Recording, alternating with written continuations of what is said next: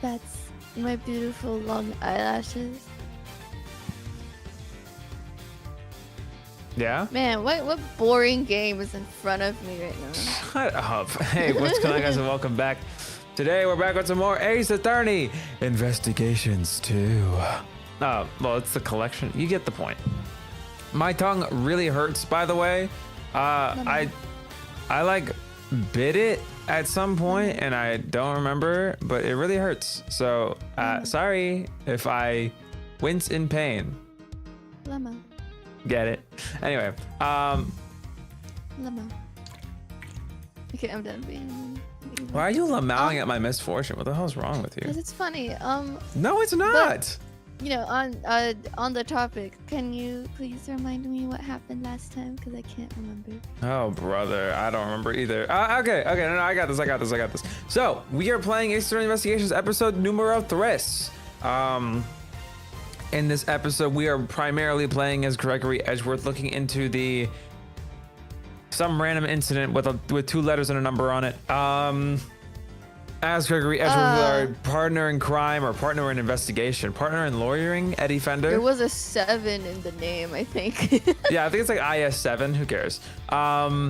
We were looking into the murder of some guy named Frost. He died. His body was found inside of a chocolate treasure chest as a part of a baking competition. It's weird.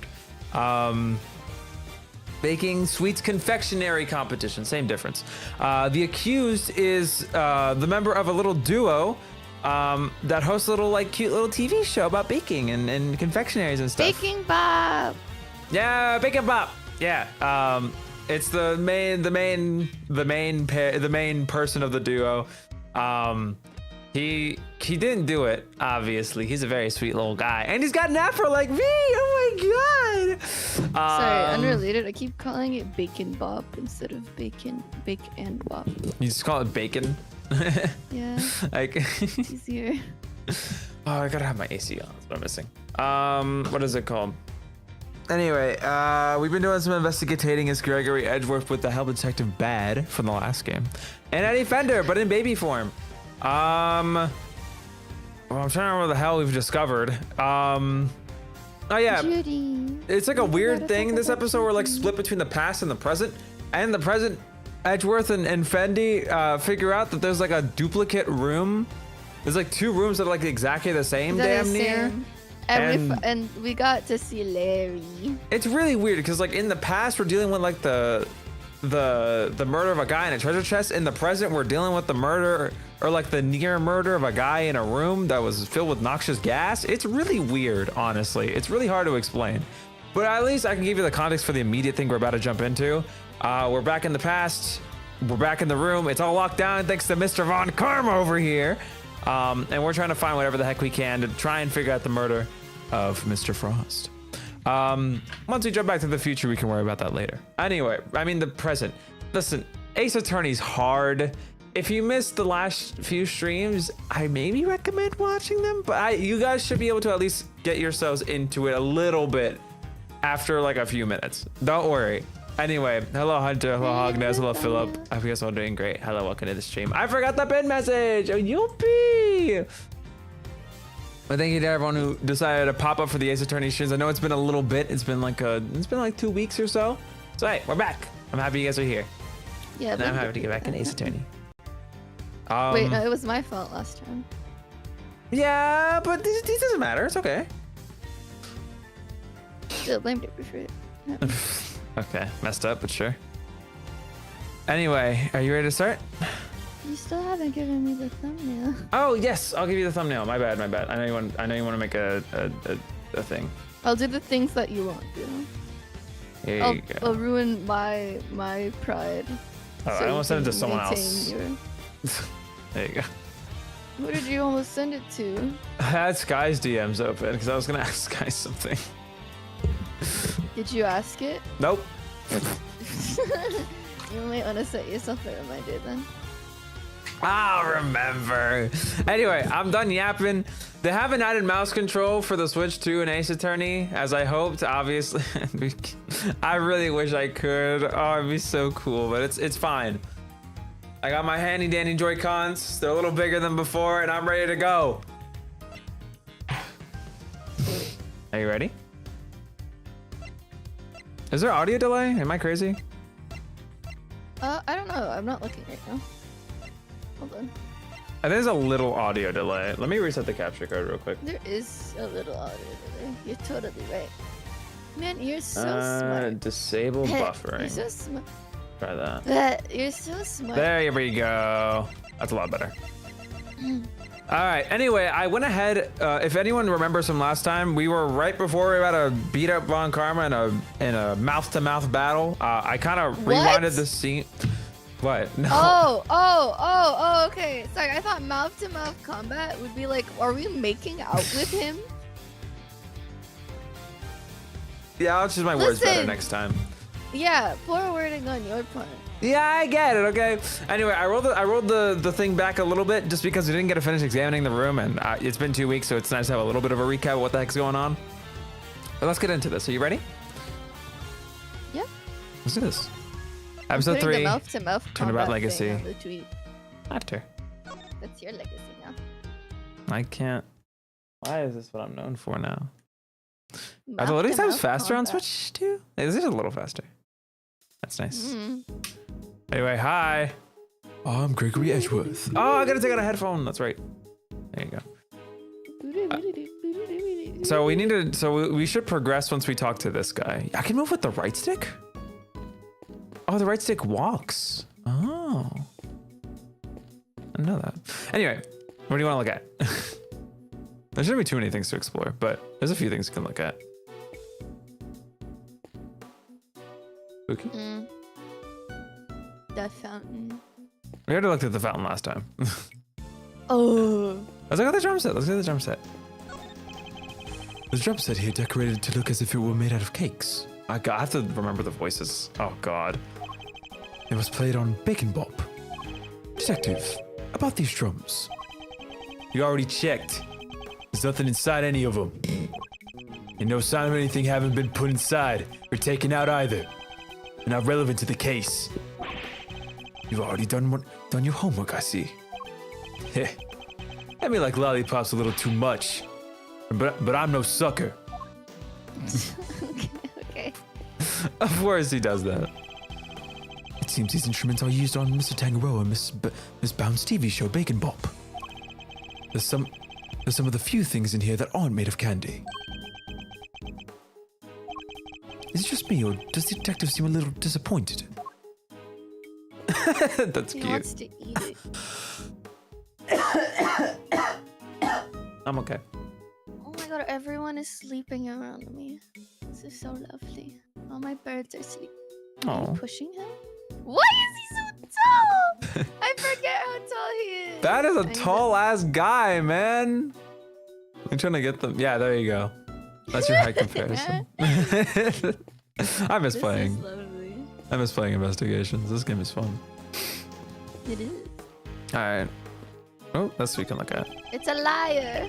There's lyre here, and some maracas designed to look like ice cream cones.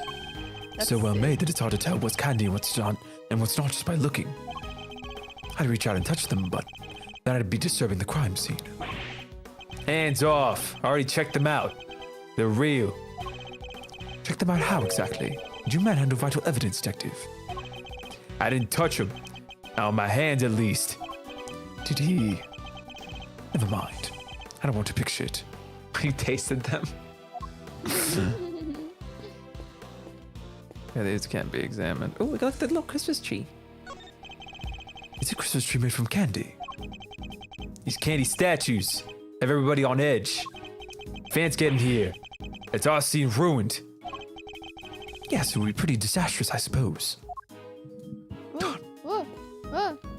Hi. You okay? Buddy. She's trying to get my attention by standing on top of my microphone. That's classic Gummy. But now I can't see. Scone's room is through there. It's marked by a snowman. A candy snowman by the looks of it. Oh yeah? We'll all be. He's really sizing it up.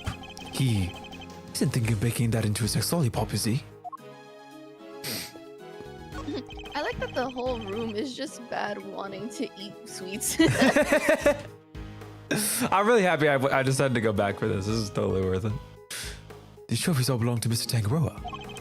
But they're not all for confectionery contests. Some appear to be for charity work. Testament to both his character and his professional achievements. What's this one here?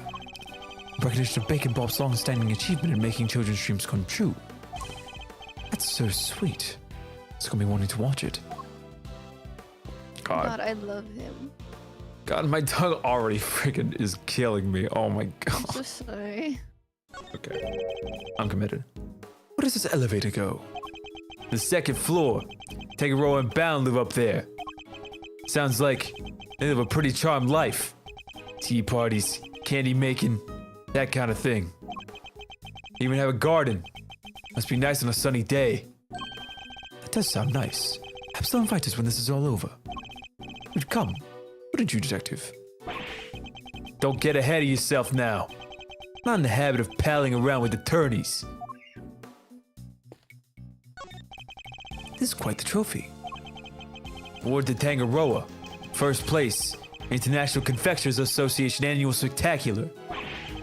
It's made of candy. Guess it wasn't meant to last forever. Makes sense. Prizes, fame, none of it lasts forever, right? I doubt it's anything quite that deep. Okay, is that it? No, we can look at the deer. That's the door. The Gusto's room. I guess the candy reindeer is meant to show the way. Big antlers like that. Must be a bull. I think not. Male reindeers shed their antlers in the winter. Therefore, this must be a female. Thanks, Mr. Trivia. Attorneys.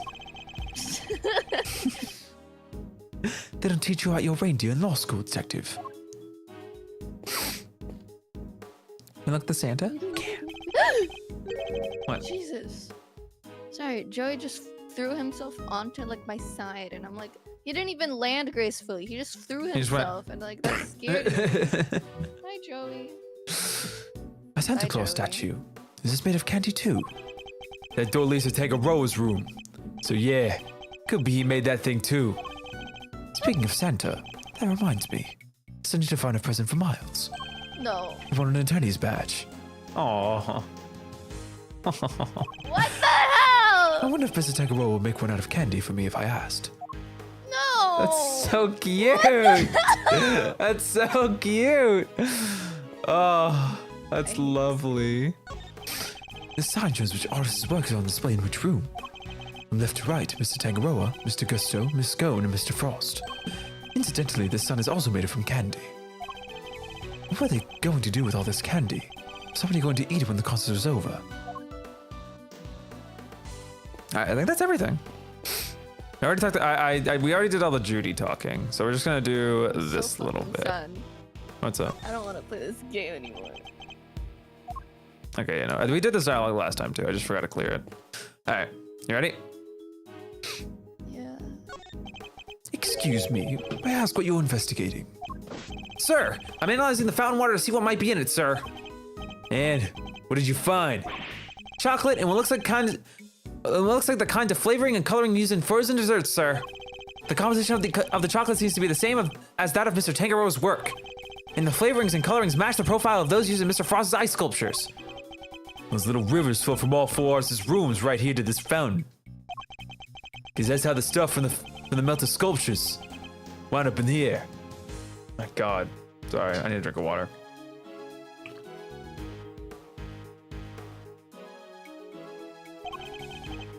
And that's not all, sir. We also found blood. What? Why is there blood in the water? Think back to our investigation of the murder scene, Detective. Take a look at the scene in front of us, Detective. Very conspicuous pool of blood that should be here is clearly missing. You're right. Don't remember anybody mentioning they removed the blood along with the body. The victim's blood was mysteriously absent, as was the part of the chocolate chest it had pulled on. I believe that the blood probably belonged to Senor Frost. The victim, huh? I'll have the guy compare it with the blood on the murder weapon.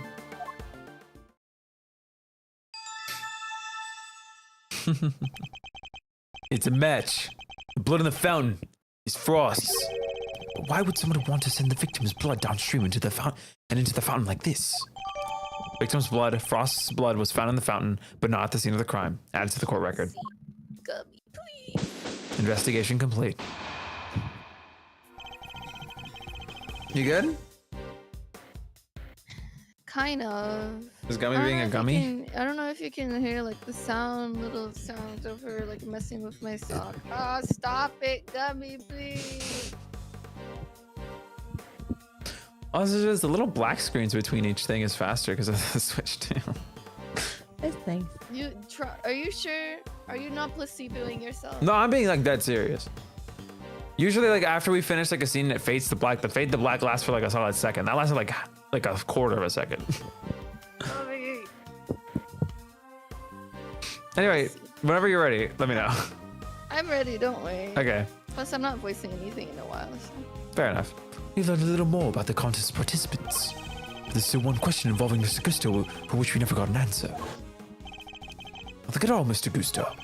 You went to Mr. Frost's room, didn't you? Perhaps you could tell us why. Ow! Sure, I was. Silence! You are not to give the attorney even this tiniest shred of information! God, my tongue hurts when I do his voice. Jesus Christ. What was he doing in Mr. Frost's room? And that's not all. I also have questions about the work he submitted for the semifinals. Confectioner who admits to lacking design sense and a sculptor with it in spades. Oh yeah, I should probably remind everyone about the other piece of evidence we got last time. We got... You okay? She bit me. I'm okay. Sorry, I'm like... That's okay. She's really clingy. And by really clingy, I mean she's biting me, pulling my hair, trying to style it. She just won't let me go. You poor thing. Yeah, so we got the semifinal entries for the baking contest. Right now, this occurred during the finals, but this is the semifinal entries with Frost and Gusto. They had similar looking but different designs, but they tasted the same. And then we have the ultimate cookbook, which is actually like a book containing formulas and other like chemicals and pharmaceutical stuff. It's not actually related to baking at all. Because the Tangaroa group is like a pharmacy company thing. Apparently. Alright, let's keep going. Mr. Gusto could not have hoped to win such a high-level contest by himself. Which is why I'm beginning to wonder if there was some sort of connection between him and Mr. Frost. Detective, I need to ask Mr. Gusto a few more questions. His story still doesn't quite add up for me. Me neither. Me neither. My God, I don't know why I said it like that. We need to figure out how to get in touch with him.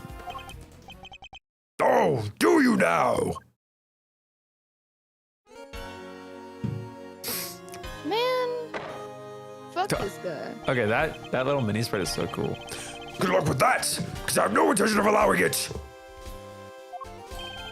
Mr. Von Karma. I'm already in the midst of my own investigation into Gusto. So there was nobody for the likes of you to pester him with the same questions again. Ow. Oh Oh my God. I have like a sore on my tongue. Right? That's what it is? That's what it looks like. It's like a bump with like a white spot at the top of it. Oh, yeah. It really fucking hurts. It's really painful. I mean, no shit. It sounds like it hurts. Oh my god. I will continue regardless. Did you regret that? Not that, but I will regret doing this. I will, however, be happy to answer any questions you might have. It seems that's not preventing me from talking to Mr. Gusto. In which case, fine. Allow me to take you up on your offer. Very well. What is it? I'd like you to tell me about the connection between Mr. Gusto and Mr. Frost. And we're back where we were last time. Gusto and Frost's connection. The connection between Gusto and Frost. It was simply a matter of coincidence. They both happen to be taking part in the same contest. Seriously? And that's all. That's all I have to say to you. What? But that doesn't help us at all. We'll have to confront him with the evidence if we want. We'll have to confront him with evidence if we want to draw the truth out of him. It's imperative that we do. He's clearly hiding something. Rebuttal. Gusto and Frost's connection. Damn, we got a lot to work with here, huh? Wow. All right. It's a little overwhelming, you know. This is a lot of testing. There's a lot of stuff. I don't know if I can do this. Yeah. It's a little overwhelming. I think we should quit. Quit while we're ahead. I should put salt in my water. I've been smart. Why would that help? It helps with the tongue thing. Oh, I thought that would just like hurt more. No, it actually doesn't. Surprisingly. It helped a little bit for like a few minutes. Anyway. Yes, there must have been a connection of some kind. And if you would cease your baseless interruptions, I will happily tell you what it is. If this were a courtroom, I would have you removed for contempt. Isn't that solely the judge's preview? Yeah, Judge Von Kahn will probably have dancing to his tune. What? Even the judges are scared of him. It won't be an easy trial, that's for sure. Please, Mr. Von Kahn, continue. Simply a matter of coincidence they both happen to be taking part in the same contest. Hold it. Granted, it may have been simply a coincidence that they both entered the same competition. But that doesn't rule out a connection of some other kind between the two of them. I do hate to repeat myself, but if you don't have any pertinent evidence, then kindly keep your mouth shut. Guess I'll just do as he says for now. At least until I find the evidence that proves Mr. Gusto and Mr. Frost's connection. Still, the look in your eyes speaks volumes. Well, go on then. What are you trying to say? Make up your mind, will you? Should I keep my mouth shut or not? It seems Mr. Von Kahn is keen to keeping us away from the truth. Which means the truth must be inconvenient to him somehow, right? Mr. Gusto and Mr. Frost had something in common. I just need to present the thing they shared to Mr. Von Kahn. Okay, that would, I'm assuming, be... whatchamacallit? This. I don't know. What do you call it? Nothing. Sorry. No, say it. You said whatchamacallit, and I'm like, I don't know. What do you call it? Objection. I wonder if you could look at the two confections in the foreground for me, Mr. Von Kahn. They were made for the contest semi-finals. Both are quite exquisitely crafted, wouldn't you agree? Get to the point! My God. As the nameplate suggests, these were Mr. Gusto and Mr. Frost's entries. Mr. Gusto told us that the confectionery design was far from his strong suit. And yet his work in the picture is just as good as Mr. Frost's. Exactly as good, in fact. We learned from another witness that the two entries also tasted exactly the same. What are you suggesting? My God. Shake. It's really hard to talk. I'm certain that they were helping one another out. Let's take a closer look, shall we? But at first glance, the two may appear to be superficially different. It soon becomes apparent that there are significant similarities in how they were put together. The are made of the same ingredients, taste the same, and share similar design aesthetic. This picture is proof positive that the two were working together.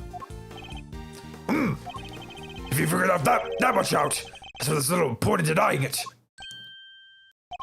Mr. Von Karma knew all along that they were cooperating.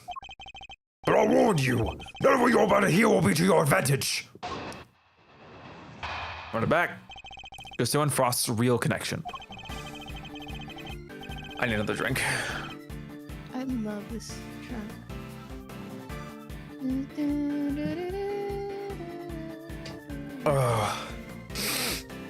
Let me cover you seem so desperate to prove. Gusto and Frost were indeed working together. Gusto spilled out the details of his relationship to Frost during his questioning last night. It seems they were helping one another right up until the day before the final.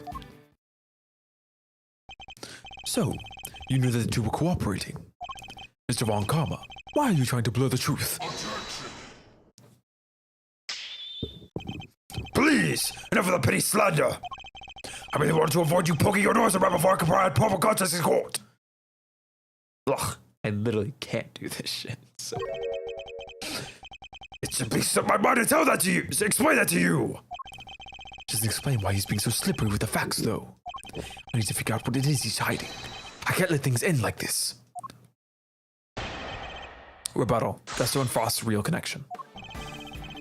You can really see that. I'll say it again, but this track is so good.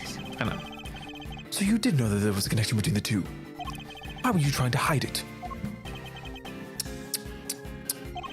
I don't just hand out information like candy. I'm certainly not to the defense. Not like that lollipop nursing fool of a detective over there. You do things your way, and I'll do them mine. And you wonder why I refuse to share information with a traitor like you? Let's find out the details of the relationship to the Frost last night. Last night, after Mr. Frost's work melted, correct? Yes, I defeated Gusto personally. Yeesh! A one-on-one with Mr. Von Karma? That must have been terrifying. I imagine Mr. Gusto probably mediated his way through the difficult parts. He most certainly did not. Every time he closed his eyes,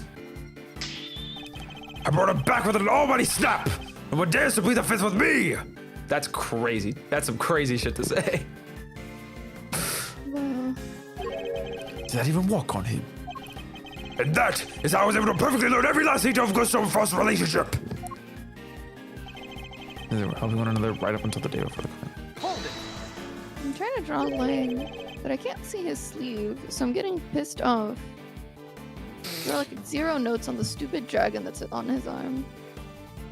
Like there's in like a 360 view or whatever. Is it like a 3D model? Why were they cooperating? Gusto's sense of design is subpar, and Frost is an amateur confectioner at best. Neither of them stood a chance of making it through the contest alone. So what was their end game? Why cooperate only until the day before the finals? It's the Herlock show. Shaloms. What good is she? Oh my god. It's the Herlock Shaloms. Don't wait. Gusto claims to have ended the scheme. Sure. Allegedly, he wanted to win the final on his own merits. His one only goal really was to be crowned the world's best confectioner. And his pride would not allow him to do so with the help of another. Cheetahs can only ever win hollow victories, I guess. I was under the impression that their collaboration only lasted through the semifinals. I'm starting to think it might have lasted up through the final itself. Mr. Von Karma, I'd like to ask you some more about how long they worked together for, if you don't mind. If you must. Gusto's sense of design is subpar, and Frost is an image. This is the same one. To cooperate until the day before the final, then decide to compete on their own merits. These are both two new statements, technically. Actually, I should press both. Yeah. Before you ask, I'm not objecting to your characterization of Mr. Gusto's design sense. Yeah, he made it himself. He isn't all that great. He made what he alleged to be the likeness of me. Just thinking of the abomination he came out with turns my stomach. Yeah, kind of like the guy's work. An artistically rich amateur, an artistically impoverished professional. And in a way, it was inevitable that they would wind up working together. I need another drink of water.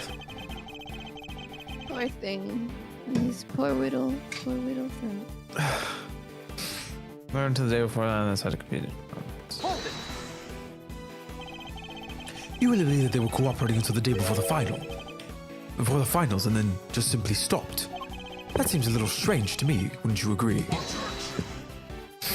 I have told you the truth. Whether you find it strange or not is none of my concern. You was concerned enough to try and hide it from me only a few minutes ago, though. Which means there must have been a reason for that.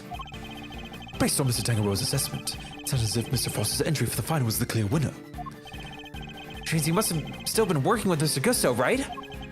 That's precisely what I was thinking. I must have some evidence that proves that they were cooperating right up through the finals. To think of a way that ties Mr. Gusto.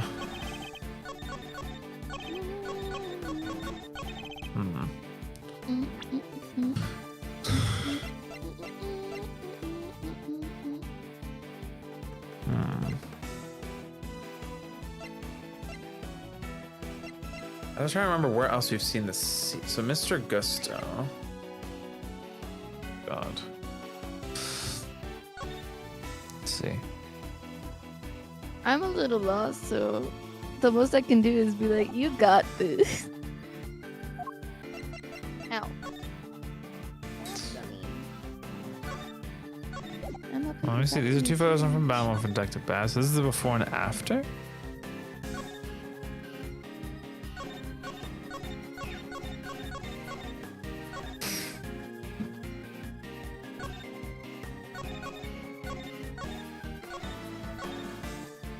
So the tarp disappears.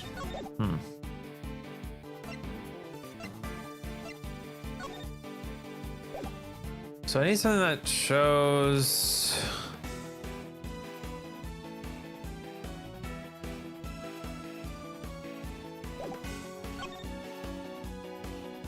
Wasn't imagery perfection at best. The two cooperate until the day before the final and decided to compete on their own merits. I have a feeling it's this. Frost's sculptures were scrumptious, except for the lyre, which was salty. Follow your gut. That's what seems to be like what makes the most sense to me. I'm lost, so I couldn't give you an input if I wanted to. I think it has to be this. Objection. Yes. They weren't working together during the finals. I find that a little hard to believe. Miss Scone is on the record as having described Mr. Frost's creation as scrumptious. And while he was certainly skilled, I doubt even he could have become a world-class confectioner overnight. It seems far more likely to me that he and Mr. Gusto were still cooperating during the finals. He will live in karma out of his containment cell. That's what I'm saying, golly. What can I stream? Ow. How many times will I explain this to you? A search requires proof, and one person's entirely subjective statement does not prove anything. Besides, even amateurs can occasionally make delicious food. Perhaps Frost was simply lucky. My wife, for example, is an amateur whose cooking puts first-class chefs to shame.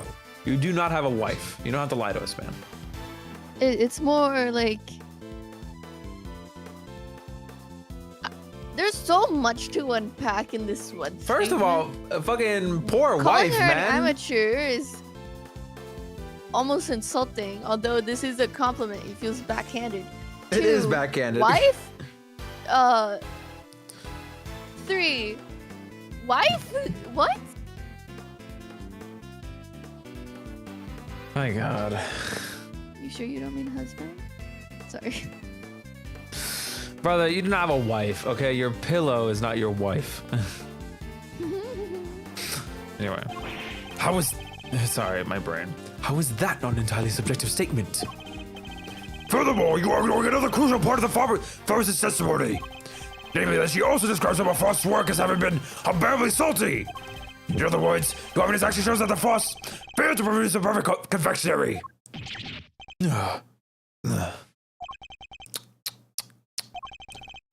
No more objections, I take it. There must be some way I can prove that Gusto and Frost was still collaborating. Mr. E? There's something that's been on my mind. Yes? What is it, Eddie? Mr. Frost's entry for the finals. Wouldn't it have taken a while to make? I would imagine so. Making flavored water, freezing it all, and then carving 2 whole sculptures? Could he really have done that and done all that and help Mr. Gusto with his work? If it was me, I'd have barely gotten as far as setting the flavored water to freeze up part. I just can't see how Mr. Frost could have pulled it off. Perhaps there's some lordly instinct you have in you after all, Eddie. But pondering certainly point to another possibility.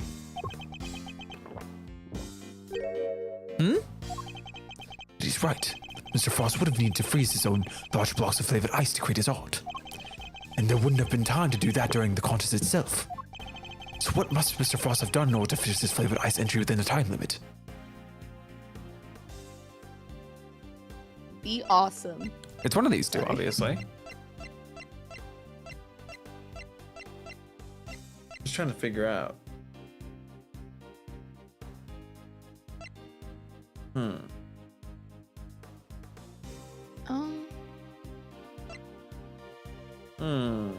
See, I'm lost. This entire chapter hasn't like followed with me at all. It's okay. What are you lost about exactly right now? I can help explain it to you. What the hell are we trying to figure out? All right, so right now, we're trying to establish a connection between Frost and Gusto. Why? Because there's something going on in between them, right? Their submissions for the semifinals were incredibly similar in taste and design. So it's clear there's some kind of connection. And since the guy was murdered, it'd be pretty important to know what kind of connection they have. And try and maybe see if Mr. Gusto's alibi isn't as rock solid as it seems. That kind of thing.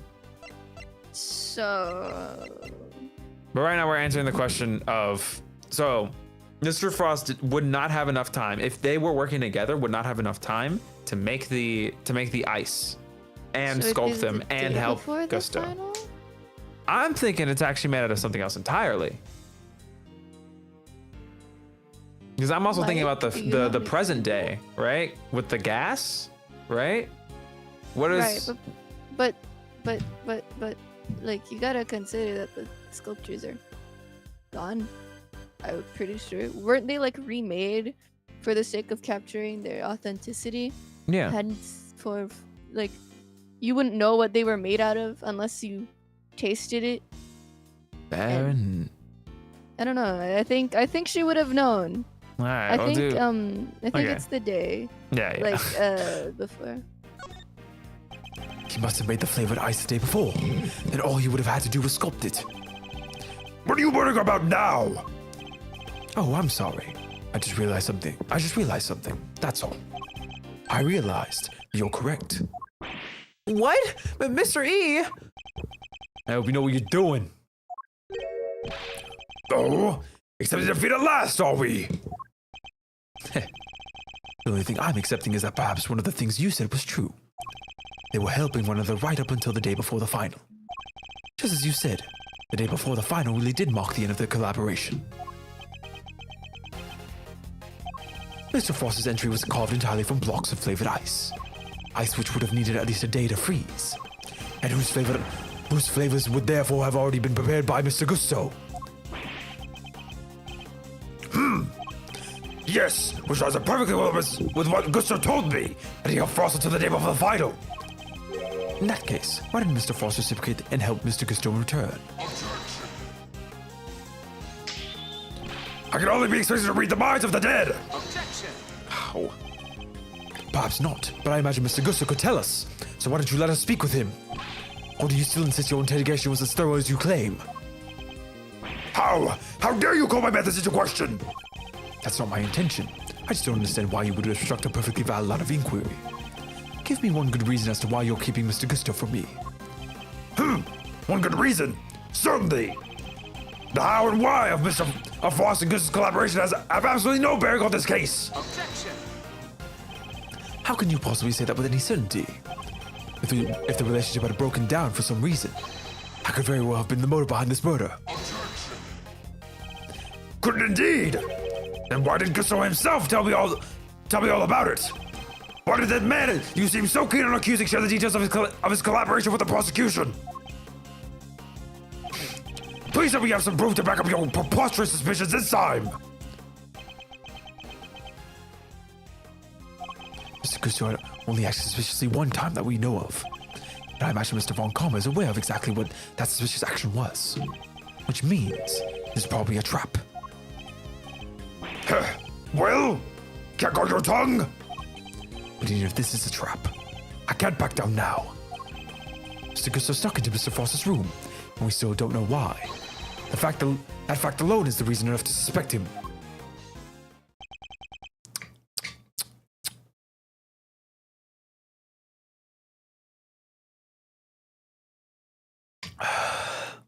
You're doing okay.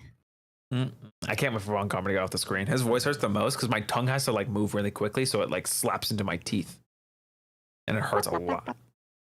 Gregory's a lot easier because his voice is a lot gentler, so like my tongue isn't moving as fast. He's a little gentleman. Anyway, If that's your only concern, then allow me to clear it up for you. I knew it. It was a trap. I was saving this for the trial, but consider it a taste of things to come.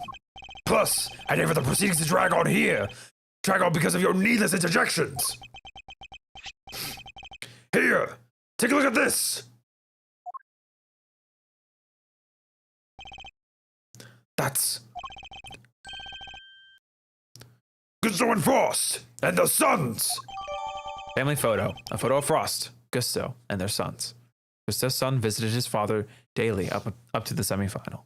I want to say something. What's up? No, you're probably wrong. Oh, God. I'm probably wrong. No, say it then. But I recognize horse when I see horse. That little shaved bald-ass kid looks like horse. Could be. So the other one has to be the other guy who I've been trying to say is Rook? evil. No, Oh. Simeon. Because the I'm suckers gonna are put this in my notes of. Oh yeah, I forgot you were typing in Conspiracy there. I never looked. Sorry, I forgot. Anyway, because I stuck into Frost's room in order to retrieve this photograph. But why? Seems our sons attended the same elementary school. Gusto was concerned that the fact of Mr. Frost and his acquaintance might place him under undue suspicion. my God. A concern that you have just proved was entirely well-founded. Gusto's actions make perfect sense, and you have given me no reason to believe otherwise. Can I No. make my other statement? Oh, let's finish this scene real quick. Okay. He's never going to let me talk to Mr. Gusto. Now, if you are quite done obstructing my investigation, I have things to be getting on with. You see how much faster that is? I suppose so. It usually hangs for like a second on the original Switch. Anyway, go ahead. Wait, what's the name of our Frost guy? Is it like Robert? I mean, I'll pull it up in a second. Sorry. Dude, I swear I need to thought wash it my was head, I Jack. I thought it was Jack Frost too. No, it's Artie. You're thinking of the Fuck. Persona. No, I wasn't. I was thinking of the movie, but okay. I was thinking of the Persona. I was gonna say, see, if that guy's name is Jack Frost, Jack is another name for night, and who else is Night Horse? But you know, now my theory's gone. Yeah, out the window. Sorry. Sorry, I wouldn't think of the movie. I'm not a movie person. I don't know. It feels like the obvious popular choice, but okay. I honestly didn't know it was a movie. Well, it's not necessary. It's It's a me thing. Whatever. I know. Definitely a you thing. Anyway. That smug, self-righteous jerk. I'll give him something to get on with, to be getting on with. What do we do, Mr. E? Mr. Tangerwell's finished if we can't figure something out. Things to be getting on with. What exactly could those things be? He has a body, a murder weapon, and a suspect in custody. If the prosecution means to pursue Mr. Tangaroa, surely they have all they need. So why is Mr. Von Karma still investigating the scene of the crime? Something on your mind, Mr. E? We're missing something. Something important. Mr. Von Karma has everything he needs to proceed with the prosecution of Mr. Tangaroa. And yet, he still doesn't seem entirely confident of his case. If he was, why refuse to share information with Detective Bad? Who else? Haven't seen the autopsy report yet either. Guy's probably got a hand in that too. No autopsy report? 24 hours post-murder, and there's still no autopsy report. In addition, we still haven't solved the mystery of what happened to the evidence that went missing. Taking a look at the scene in front of us, Detective. Very conspicuous pool of blood that should be here is clearly missing. Missing victim's blood. None of the victim's blood was found in Tangaroa's room. You're right. I don't remember anybody mentioning they removed the blood along with the body. Evidence that turned up not in Mr. Tangaroa's room, but in the most unusual place. To match, the blood in the fountain is Frost's. Blood in the fountain. Frost's blood was detected in the water of the fountain. So there were no traces of Mr. Frost's blood left in Mr. Tangaroa's room. But we found some in the fountain instead. Why? That's such a cool transition.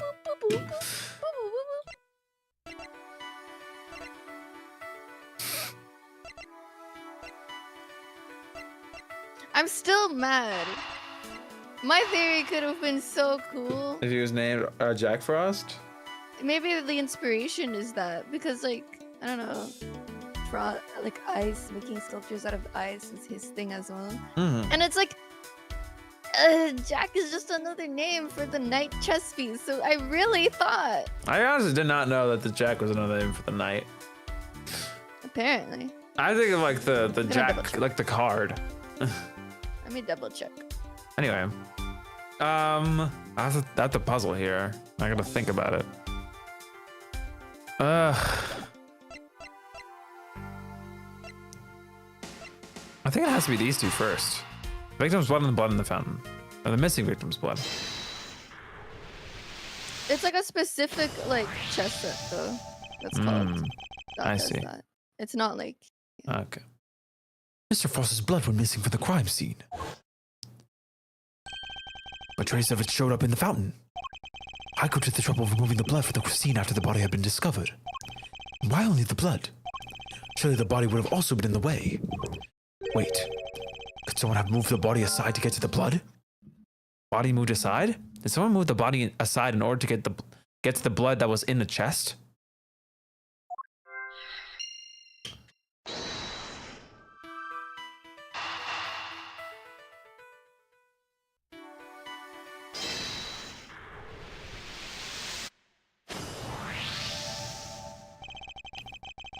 So the body might have been moved aside, or even removed from the scene of the crime entirely.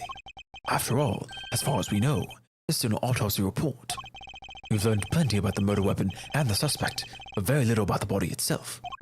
Our assumption thus far has been that the body had been recovered by the forensics team. But what if that assumption is false? What if Mr. Von Karma wouldn't show Detective Bad the autopsy report out of something other than spite? What if we've been thinking about this the wrong way around all along? The question isn't why did Mr. Von Karma hold back the information about the body? It's, did Mr. Von Karma even have any information about the body in the first place? How do things look from that angle? Perhaps the body hadn't been removed by the police in order to carry out an autopsy. Perhaps it had been already removed and hidden away by the culprit before their arrival. Mr. E? We've both heard the rumors about Mr. Von Karma's questionable methods. Fabricated witness statements, shady deals, forged evidence even. Sure, everybody's heard of that stuff, but what's that got to do with us right now? I would never judge a person on the basis of rumors alone. Given Mr. Von Karma, I tried my best not to let my preconceptions color our interactions with him. Nonetheless, it appears he may indeed be willing to twist the truth to his own ends. Twist the truth? You mean he's been playing dirty? I fear he might have been, and still is. And I'm not about to let him get away with it.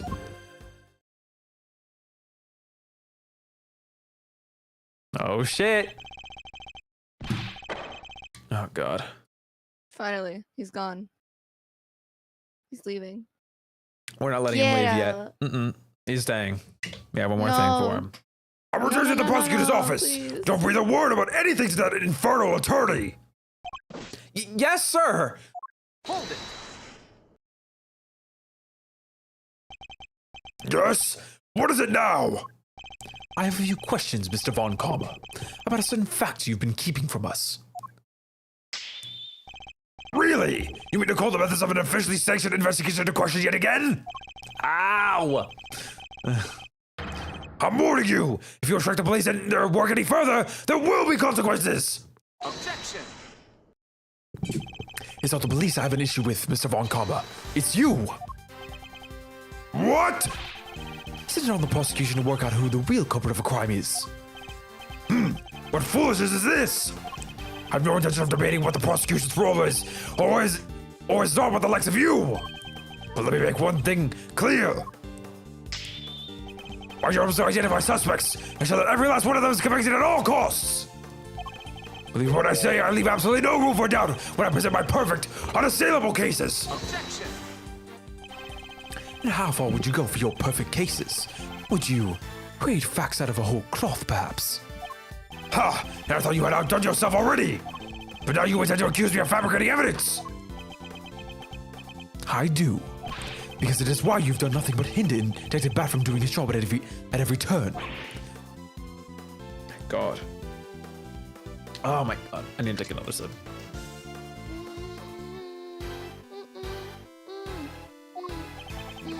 What are you talking about? You didn't shut him out of the investigation because you wanted him to keep an eye on us.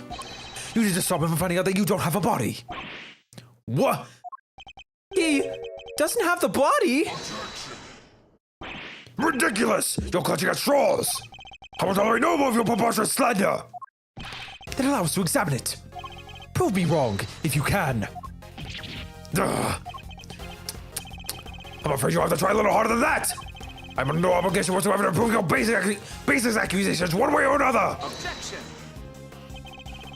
Oh, this theme for this vote is so good. As you must have seen for yourself, a piece of bloody chocolate is missing from the scene of the crime. Why did it disappear? And where did it go? What does it matter? Some blood went missing from the chest where the body was found. So what? So what indeed? That's precisely my question. If the body was still at the scene when the police got here, moving the blood would accomplish nothing. However, let us suppose for a moment that the body was not. If someone had wanted to erase any trace of what had happened in that room, then it all makes perfect sense. What is this petty obsession with a blood stain? But since it's so important to you, why don't you tell me where you believe it went? Of course. After all, evidence is everything, as you never tire of telling us. I believe this should back up my theory quite nicely. What evidence do I have that shows where the blood from Mr. Tangaro's room went? Oh yeah, there you go. Take that. Traces of the victim's blood were found in the fountain. Along with traces of the chocolate from Mr. Tangaro's room. I believe the missing piece of bloodstained chocolate was thrown into the stream that flows into the fountain. It strongly points towards one certain fact. Someone purposely disposed of the blood after the body had been removed from the chest. Ugh. Mr. Von Karma, where did you find the body? You didn't find it, did you? Answer me. You! Where did you get your hands on that kind of evidence? You have neither the authority nor the means to carry out that kind of analysis on the fountain water.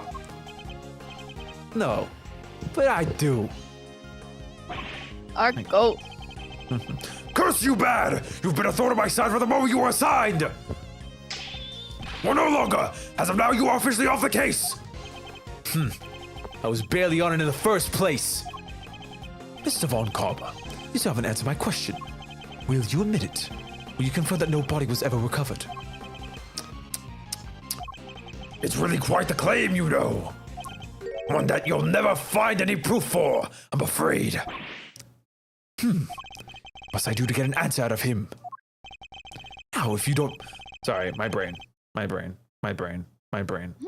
Now, if you don't mind, I've already given you enough of my precious time already. I look forward to destroying you in court, Gregory Edgeworth. Your precious logic and theories won't save you then! Nothing will! Mark my words, Mr. Von Karma. Your methods will be your undoing. No matter how you try to hide the truth, I'll bring it all to light in the end. My God, sorry. I got bad news for you. Well, he won't, but someone else will. Forgive me, Detective. I didn't mean to put you in a difficult position. Don't sweat it. It was already gonna end this way. Honestly, nobody's ever sidelined me in the way he did before. First time for everything, huh? You know, I think you might be right about the body being missing. I am. I'll prove it in court. Heh. But if there's anything I can do to help, just say the word. Since you know, I'm off the case now. That's very kind. And I'm sorry to keep asking favors of you, Detective Bad. But there's one more thing. I love these two. Hey, what are you guys whispering about? What's up? You okay? And then he's gone. So I really like Gregory's like pop off in that sequence. That was so good. It was.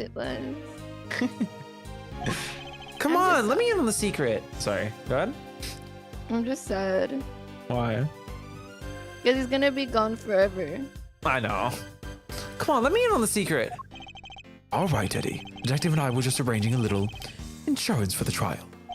I think we have enough to see Mr. Tangaroa acquitted. But I'd prefer to have an ace in the hole, just in case. And what is it? You'll find out in the courtroom. Wait, what? You're letting me join you? Of course I am. You are my assistant after all. Ha! I'll be more than that by next year. I'll be a full-fledged attorney, you know. We can take on Mr. Von Karma together. Indeed. Though I'm hoping we'll have freed Mr. Tangaroa by then.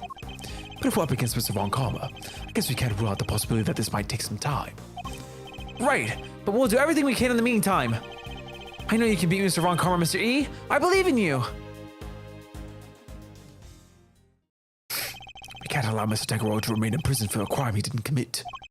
We won't. I'll expose Mr. Von Karma's lies if it's the last thing I do. Come here. It really was the last thing he did. To be continued. It really was the last thing. That's an evil, evil thing to end that on. What? If it's the last thing I do, and it's the last thing he did. fucked up. You ready to keep That's going, my Poogie? line. Yeah. All right. This is going to be ladder. Identify the body. Or the identity of the body. My bad. I think we're going back to the present. Yeah, and it's Mr. Frost. You can tell by the cute little tie on his back. All right, let's do this. Oh my god, yeah, it is. I literally No, explained. you to don't. You did. last No, you don't. I know you did last time, but I forgot about it, and I just connected. Like the body went missing, and it was found in the fountain all these years later, which is Let me insane because that means that the body was preserved for 20-something years. Or he never died. Or he has a twin. Twin. No, but that's the big question now. How is the body still intact? This is like some Somnium Files shit. All right, let me just say, I'm like, so many thoughts, right? I'm still thinking about the photograph. One does look like horse, which is the tiny one with like the shaved head. But the only reason I thought of that is because of the other one that was holding a little animal. And who do we know works with animals? Simeon. And he learned his cool like circus skills, right? And Gusto makes those biscuits like a circus skill, you know? I'm saying from one master to another, from one murderer to another. Okay. I don't trust. I don't know how. I'm not going a little into the crazyville with this one, but we'll see what happens. There's a little bit, not that much. I don't think you're that like crazy. I think what you're saying is plausible. It's okay. I'll admit maybe I'm stretching it. It's like no, it's okay. I can. You might have some cookery going on, and I might not be fully seeing it. As well, Curly. I'll be talking about all the new Splatoon stuff tomorrow. Don't worry. Yeah. Anyway, April 2nd, 2:10 p.m., Zodiac Hall, Fountain Room. That's pretty much how things went down. Oh God, I have to remember Eddie's voice. Those are the facts of the IS-7. The IS-7 as far as I'm concerned. I learned the truth about my father's last case. And you. Oh my god, I get to speak! So, what happened at the trial? He died. Well, we lost. Karma did a real number on us. Really? You couldn't prove that Mr. Tangaroa was innocent? Oh, we could prove it all right. Had a decent little pile of evidence in our favor. Problem was, we underestimated Von Karma. Fought even dirtier than we feared. I can imagine. Secure conviction at all costs. That was always his guiding principle. Yeah, ain't that the truth? Anywho, the trial dragged on and on. Whole thing took about a year in the end. I'll never forget the day the verdict came down. December 28th that following year. It's April now. So, ooh, mama, we're talking over 17 years ago. Time sure does fly, huh? December 28th. I was there that day 17 years ago. Sitting in the courtroom gallery. Stop. This is before the trial got started. Gregory noticed that that Samson was looking even worse than usual. Turns out the poor guy had finally reached his limit. It was so bad, he even said he wanted to be found guilty. Wait, you mean they forced a confession out of him? Yeah. Von Karma got what he'd been pushing for from the very beginning. When Gregory tried to drop the bombshell about there being nobody to speak of, he learned that Von Karma had used the power of the police to head him off at the pass. He even had himself a fake autopsy report. That wasn't the end of it. Von Karma had gotten Samson to falsely testify against himself to being an accessory to murder in court. Combined with his confession, poor guy's goose was well and truly cooked. But Gregory still has his ace in the hole, though. Same ace he asked Detective Bad to help him with. Exactamundo. He knew he needed one last card to play if they squeezed the confession out of Samson. So he had Bad record all of Samson's interrogations. I guess Detective Bad really wanted to know the truth too, huh? We all did. But he was a trooper. Stayed with the case even after Von Karma took him off of it. He was tied up in some other big case too. Good old Bad. They don't make him like that anymore. Why do we talk like he's dead, guys? I mean, now he's in jail, so. Ah, that's right. Anyway, Gregory presented the recordings as proof that Samson's confession was coerced. You know what? It almost worked. Cop named Ian Sideman got fired. I am Sideman. Ian. I am Sideman.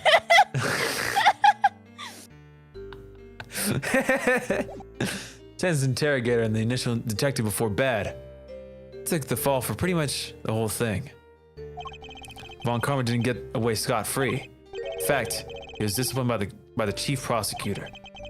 Which would have been Gant at the time, right? I don't know if it would have. I think it would have been, no? Cause okay, Emma's like at least 17 in this game. 18? No, she's 18 in this game. And that would be 2 years ago. She'd be 16. She wasn't born at this point in time. I know. But I'm pretty sure like, Gant was the chief prosecutor before. Oh no, because they rose together. They did no, rise together. because he did it with Lana, and he only got chief prosecutor after the Joe Dark case, which she was like, Emma was alive in. So I'm trying to count how old Emma would have been. Yeah, you're right. Good job. Okay, thank you. I used all my very power for that one. Well, thank you for the confirmation in ABC. Welcome to stream. I don't want. Woo! Okay, because I was like, I don't think it's Gant, because if you follow the timeline. Yeah, no, it's not Gant. You're right. It's a few years after. I thought, still, it's cool to think about at the very least, even if it's not true. My brain hurt. In fact, he was disciplined by the chief prosecutor. For the one and only time in his 40-year career. Still, Samson himself can stomach another day in court. So when that guilty verdict came down, it didn't just signal the end of that day, but of the whole sad affair. I don't remember a lot myself. My father's face when they declared Mr. Tangeroa guilty. I was a young child at the time, but even I could tell how much he was hurting inside. Gregory wanted to appeal the ruling, of course. He would have done anything to clear Samson's name. Then, well, you know what happened next. Poor guy. He never got the chance. Why did we have to bring this image back? Oh, they touched it up a little bit. They made the gunshot on the glass a little cooler. Oh yeah, no, it's so cool, Dippy. Sorry. No, it's No, like, not cooler, but, like, you know. Like, they put a little more detail into it.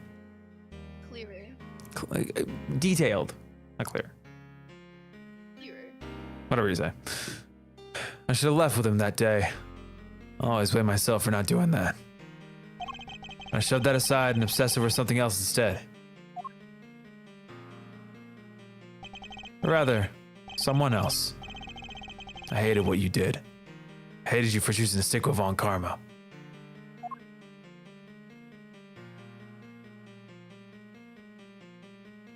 Big brother things. I hope you can forgive me. No, you had every right to hate me. I went on to become a prosecutor as planned. And that's when Mr. Von Karma showed me this case file. According to these records, Mr. Tangeroa was convicted as the main culprit in Mr. Frost's murder. Nope. That's not right. Samson was convicted as an accessory to murder. Strange. The file clearly states that he was the perpetrator. Plus, I'm fairly certain that all of Mr. Von Karma's cases were successfully solved. Mind if I take a peek at those? Wait, hold on. This file's been doctored. Oh wait, sorry. I'm gonna put my birds in my cage. 'Cause they're all annoying. Alright. Come on, guys. Gives my tongue a rest, I suppose.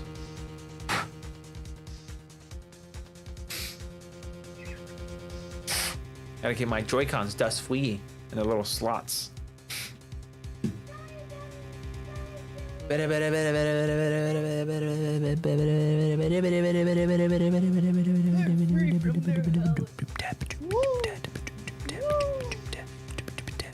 Anyways, I love this. You back? I'm back. You ready? Yep. You're a little quiet, by the way. I might want to scooch to the mic. Yeah, sorry, I was far away. It's okay. Or like move the mic to your mouth. No, it's because like I was like leaning back. 'Cause I Okay. wasn't fixing Oh, my if you chair. lean back, you can always just pull the mic forward. No, I was fixing my chair. Okay. This file's been doctored. The part about the verdict, it's been changed. What? Here, face your peepers on this. Suspect data. Samson Tangeroa, age 39, organizer of the confectionery contest. Victim's body was found inside of one of his creations, leading to his arrest. While in detention, Tangeroa discovered that he had a taste disorder, which was subsequently cured by medication. Verdict: convicted as an accomplice based on his confession. Convicted as an accomplice. That's gotta be the file they have on record at the courthouse. Then why is my copy so different? Well, you said it came from Von Karma, yeah? I guess he didn't want Gregory's son thinking there was a murderer out there still at large. He didn't want you looking into it again before the statute of limitations was up. So everything I believed about the case was a lie. It feels like more and more is adding up to like the lie of that day. That whole day was lived as a lie for Edgeworth in the past 17 years. My God. Like First they his dad, say. now the case. Hmm? First his dad's death was a lie, now the case was a lie. What Like else? they say. Cake? Sorry. I gotta start somewhere. What's important is you know what's what now. Statute of limitations may have run out, but the truth's still out there, you know. I inherited Samson's case when your old man passed. Prosecutors handed it off to somebody else, too. That great Von Carl wasn't going to bother facing off against a rookie like me, was he? Anyway, long story short, Gil was never found, and Samson was found guilty instead. That's terrible. Is there really nothing we can do to help him? I'm not the real perp, I'm afraid. Until then, his confession stands. Speaking of which, I didn't find out until after the verdict had been handed down, but Von Karma had threatened Samson and made him a deal. Told him if he didn't confess, he'd make sure Judy was convicted instead. How could he? Samson knew there was no way Judy could have done it, of course. But he wasn't going to take any chances. He did what he was told, confessed to keep her safe. That's not striking a deal, mind you. That's like, what would you call that? Blackmail. A deal is like a mutual. I don't know if it's black. No, that's definitely blackmail. Is it? I'd It's say like a blackmail if he had dirt on Judy, but it's not the case. I feel like that's Well, just the dirt threatening. is accusing her of a murder. That's not dirt.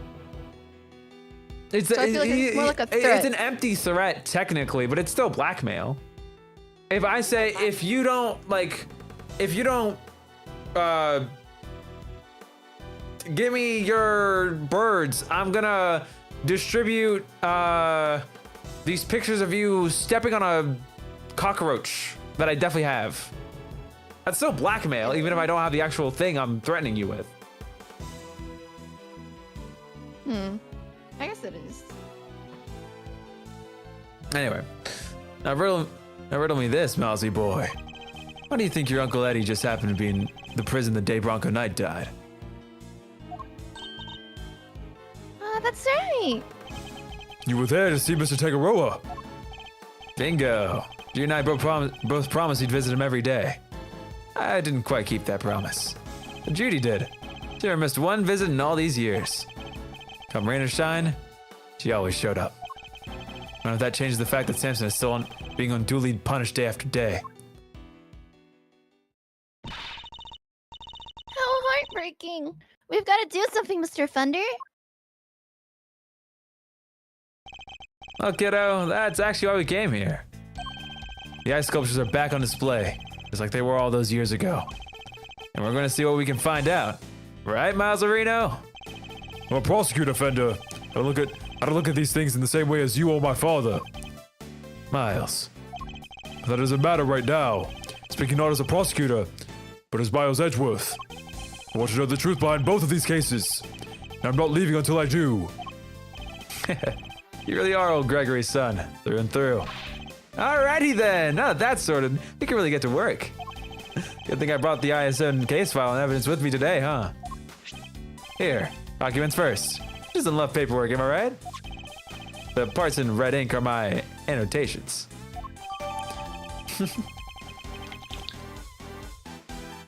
Ethan, he made a bunch of notes because he used to have his little notepad. IS7 incident case file data updated my organizer. Documents received from Fender, including his comments in red. Beep, beep. Thank you, Fender. Here's some evidence for you. Enjoy. There's quite a few, so I'd take a minute to scoop them out if I were you. Small mountain of evidence.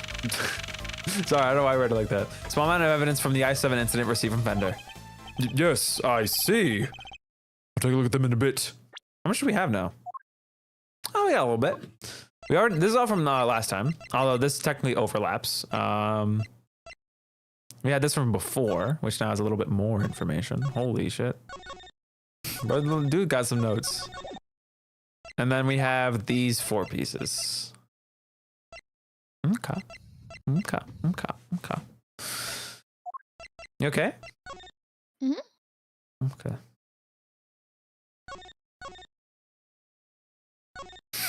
All right.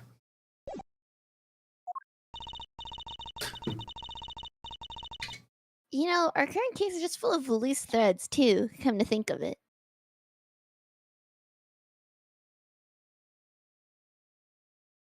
Well, I came to think of it, and I got nothing. I missed. No, there's a stupid bug flying over my room. I almost killed it. Anyway. Indeed. The key players of that incident 18 years ago who just happened to get caught up in another incident. The ice sculptures in the Winter Wing that are perfect replicas of the ones from 18 years ago. The poison gas attack in the autumn wing, which has been disguised to look like the winter wing.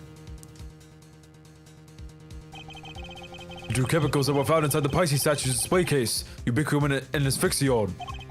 That form of poisonous gas were mixed together. The victim of the gas attack, Carmela Gusto, who was no stranger to the events of 18 years ago. And Larry Butts. And who is still unconscious and undergoing treatment in the medical room. And finally, we come to the body floating face down in the fountain. They did a really good job of making this look like an office lady. I mean, I knew that was a man, but I know. beautiful. Look at that defined. I thought it was art.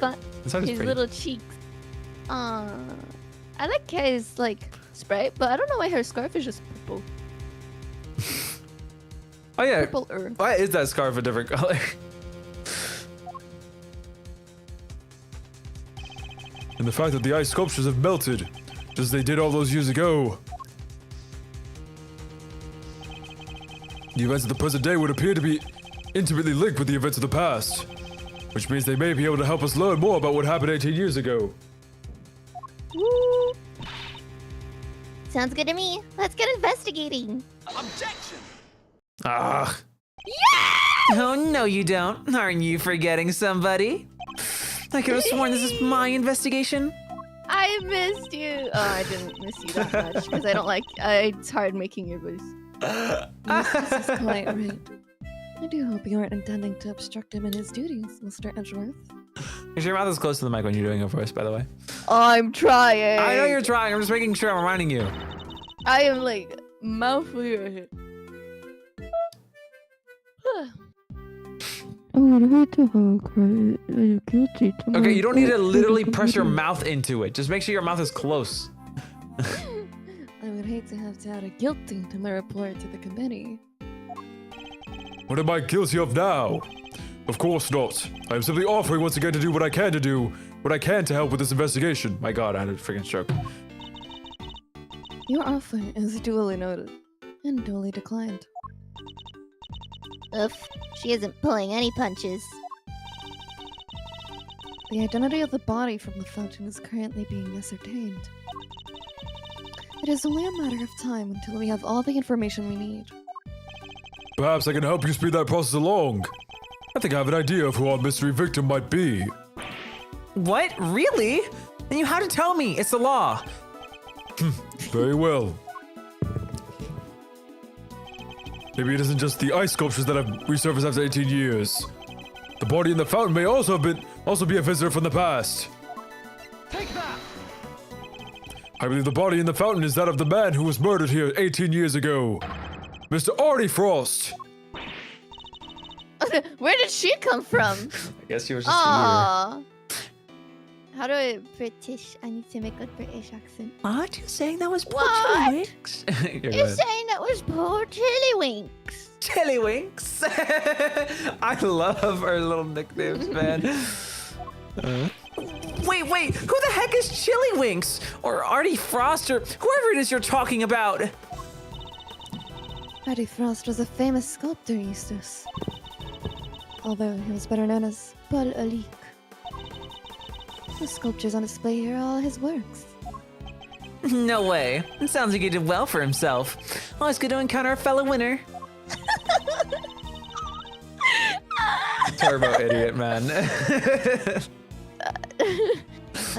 Mr. Frost was also the victim of the IS-7 incident. We were right. Judge Cavell knows about the IS-7 incident. If you think about it, she was almost as old as Edgeworth back then.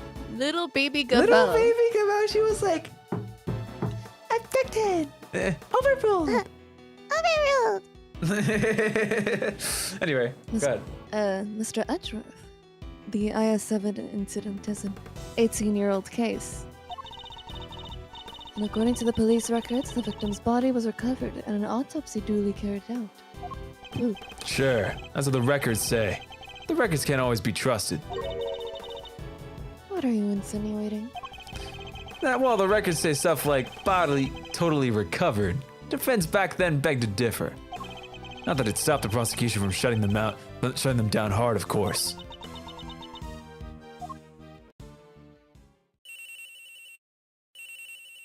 Whose boring ass Eustace? ringtone is that? Oh, it is. Look at this guy triumphantly picking up the stupid phone. Yeah, this is Winter. What? Really? What is it, Eustace? The body. We got an ID. Some sculptor called Frost or something? So I guess Edgeworth called it. Goddess of Justice. That was her Jesus Christ. Goddess of Justice. Oh my God. I mean, not saying my name Oh my in Goddess. vain. Oh my. Oh my Goddess. Oh my goodness gracious. Oh my Goddess gracious. Come on. Anyway. So my father's deductions were right all along. Well, Judge Cavell, I'd say this changes things, wouldn't you? Perhaps now you'll admit that I might be of some use in this case. More than a certain junior prosecutor anyway. No fair! You're trying to steal the win! I'm doing no such thing. All I want to do is uncover the truth. And if we're going to get to the bottom of what happened here, we'll need to work together. We do not need to do anything, and you do not need to know the truth. This case is none of your concern. Objection! Whoa there, Judge G. Think you might be wrong about that. Another of your interruptions, Mr. Thunder. Yep. See, I was on the defense team for IS-7, so this case is very much my concern. I was one of the pesky kids pushing the theory that the body had actually gone missing. The prosecutor at the time may have brushed us off. You can't deny the testimony of your eyes. Or, to put it a little more bluntly, prosecution's case was rotten from the ground up. When there's been a miscarriage of justice caused by the prosecution, it's the committee's job to fix it. No? And who better to help you unpick the mess than someone who was there at the time? Unless you have an ulterior motive. You don't need to do that, it's okay. I just briefly paused for dramatic effect. Judge Cavell seems to know the facts of the IS-7 incident in some detail. In which case, so she must be here on the committee's behalf. My God. Your connections to the case is noted, Mr. Thunder. But I failed to see how it concerns Mr. Don't do this. Don't do that. Hold it. He's the son of the original defense attorney, and the protege of the case's lead prosecutor. If that's not enough for you, he was at the trial too. I think it's just possible he might have a little something to bring to the table. Don't you? Very well. We both assist in the investigation. Ooh. I don't want to babysit Eustace anymore anyways. But only if you refrain from interfering with the work of others. The winter wing is off limits for now. Oh, the winter. Sorry, I got excited. For this this room, however, is all yours. You always say winter. Like, there's like a very soft T when they say winter. Winter. They say like winter. No, it's because just I went thought winner. I thought she named it for him on his behalf. Alrighty. Great to hear we're on the same wavelength, G. How do we bring it in? Show we're all on the same side of justice. Don't test me, Mr. Thunder. Your permission to investigate can be revoked at any time. Duly noted, Your Honor. This is a turn up for the books, huh, Milesy? We gotta do our thing after all. Thanks to your immeasurable help as always. No sweat. Besides, I was also doing it for me. Okay, I'll be investigating my own I thought things, so that just said holler if you hooray. find something interesting. What's up? I thought that said hooray, and I thought it was Kay who said that. Okay. Hooray! I will. Kay, you've been awfully quiet. Well, Kay, Oh. shall we? Heck yeah! Let the investigation commence! We're still unclear on two key facts.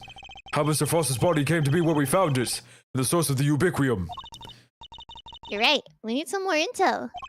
Indeed. Let's focus on the ubiquitous first and foremost. It's using stuff like dish soap and paint, right? Correct. It's also bright red in color. It has a distinctive minty fragrance. Minty Ooh, fragrance. mint. Ubiquitous is a red liquid with a minty fragrance.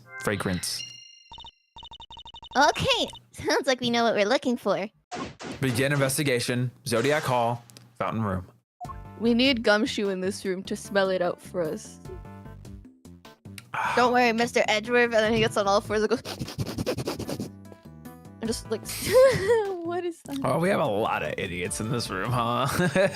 Idiot 1, idiot 2, small idiot 3, idiot Don't call her 4. an idiot. Don't call him an idiot. either. Okay, the forensics guys don't seem like the sharpest tools in the shed to me, but They're silly. they are silly, Trying you're to have right. fun with their boring ass jobs. What is up, Mr. Edgeworth? There's some kind of connection between your case and the IS-7 incident, isn't there, Mr. Edgeworth? Can we stop saying his name, please? It's still too early to say for sure, but I find it hard to believe there's no connection at all. And IS-7 was your dad's case, right? This can't be a coincidence. It's gotta be fate. The truth is ours for the taking, so let's grab it and solve both cases at once. I appreciate the sentiment. I think our first order of business will be to find out where the ubiquitous came from. Gotcha. The red liquid with a minty smell.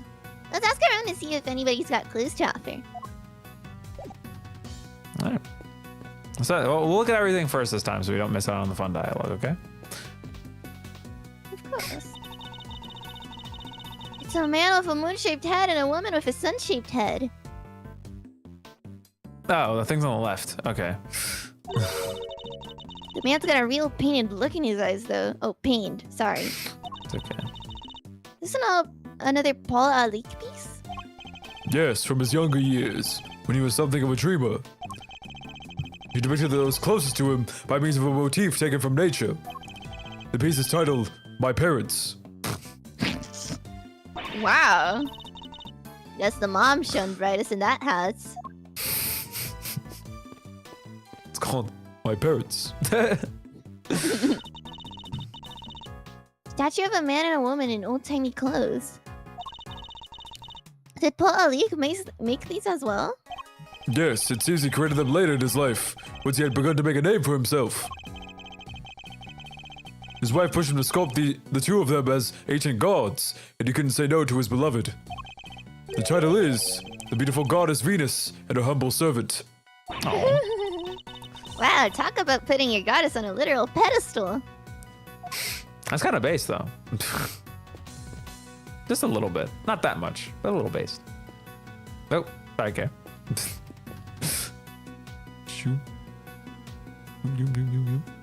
Anyway. Man, surely it's not that bottle right there that looks oddly shaped, like it could be the thing we're looking for. Nah. Probably not. Miss Bound's tea set is laid out neatly on the serving cart. This pamphlet says the gallery is famous for its tea. Understandably so. The cup we will give it was delicious. Looks like all this stuff was designed by Mr. Frost. Interesting. In that case, I think we'd better take a closer look. What should we look at first? I love the star-shaped mugs. They are Cups. pretty. Although they would sound like they'd be really painful to drink out of. Honestly, I feel like actually I think they'd be like really useful. Okay. Because it so I narrows would- down your drink. I guess, but like you're either like putting your lips on like a tip, which sounds painful, or you're putting your lips like in like a slot, crevice. like a, Mm. you know. I think both sound very comfortable. Okay, the tip one doesn't. The other one could be, but there's still like a sharp corner. You know, it wouldn't be like the most Yeah. ergonomic. If it was like I curved, disagree. hmm. I don't know. I disagree. It looks nice. Okay, I mean I think it does look nice aesthetically, but anyway. The tablecloth draped over the card is pure white and completely spotless. And it's just waiting for me to grab it by the edge, and clear my mind, and swish! Kay, I cannot stress enough how bad of an idea that would be. Oh, come on! What's the worst that can happen? Even if it does go all sideways, we'll just wind up with a cool tea-colored tie-dye. Yes, well, I'd rather it remained white. Plus, I don't think Miss Bound would appreciate us meddling with it. Really? But there are so many other colors that would totally work. Pink, sky blue, tea leaves brown. Tea leaves brown. My favorite color, of course. You can investigate the thing on top. I just want to do The things on time. platform. Okay. This dishware was made by Artie Frost. Looks very fancy. No, it is. I'm willing to bet that this set can fetch something in the thousands of dollars. Let's try not to touch any of it unless we absolutely have to. This stuff's really worth that much? Stop it, Kay. I can see your eyes lighting up. Miss Bow must really be a fan of Mr. Frost, like Fenda said, to still have this. Teapot, I mean- designed by Paul Leak, one of Judy Bound's prized possessions. Dynamite Have we organizer. ahead. have we considered that like Judy and this like Frost guy could have been like friends for God knows how many years, and that's why his body's here, so his stuff would obviously also be in here. Oh, if he was like alive this whole time? Yeah, like his teapots, his sculptures. I don't think that's very etc. possible because she very clearly like loves her father figure, and you know, keeping him away Yeah. from like the police No, and the but truth let's and stuff. say like he went by a different identity. But I'm just saying, the fact that he was around would also explain why there's so much of his stuff here as well. Oh, I mean, yeah, but like I don't think he's around after like the incident, the I-7 incident.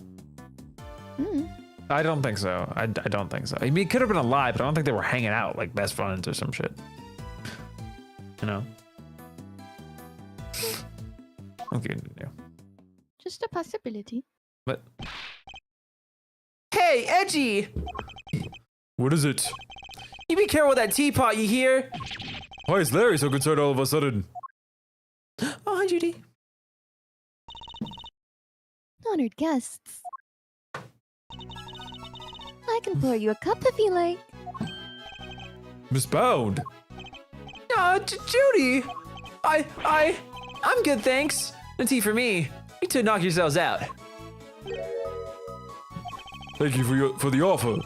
Yes, why not? A quick break won't hurt. 2 cups coming right up.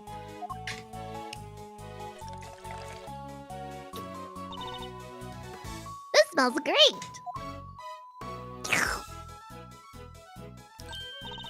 Wow, it tastes even better than it smells.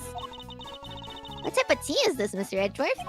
It's Ceylon, I believe. It's usually identifiable by its citrus aroma, but... Miss Bound, this is the same blend you served this morning. Why, yes, it's, is it alright? There isn't anything wrong with it, is there? Oh no, not at all. It's just that the cup you gave me earlier had a slightly different aroma. The tea smells different. The aroma's different from this morning. What's changed?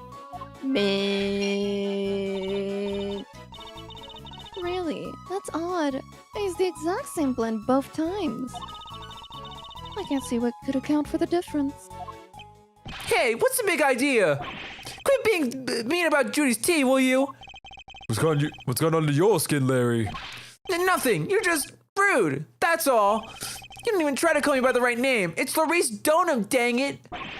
You know what? I'm done. I'm not talking to you anymore. Well, that was childish, even for him. Wow, what happened there? Let's ask her about it later, shall we? Talking to Miss Bound is more of a priority right now. We don't have any evidence to prove that she's the culprit. But it does seem likely that the poison gas was her doing. I really hope Larry didn't leave permanently because I would like to talk to him, but... Oh, that clears everything? I'll accept the bottle. A caddy containing Ceylon tea leaves. It's a well-crafted tin canister designed to prevent moisture and sunlight from damaging its contents. Not a bad thing to use considering the quality of the blend Miss Bound serves. That was surprisingly short. Wow.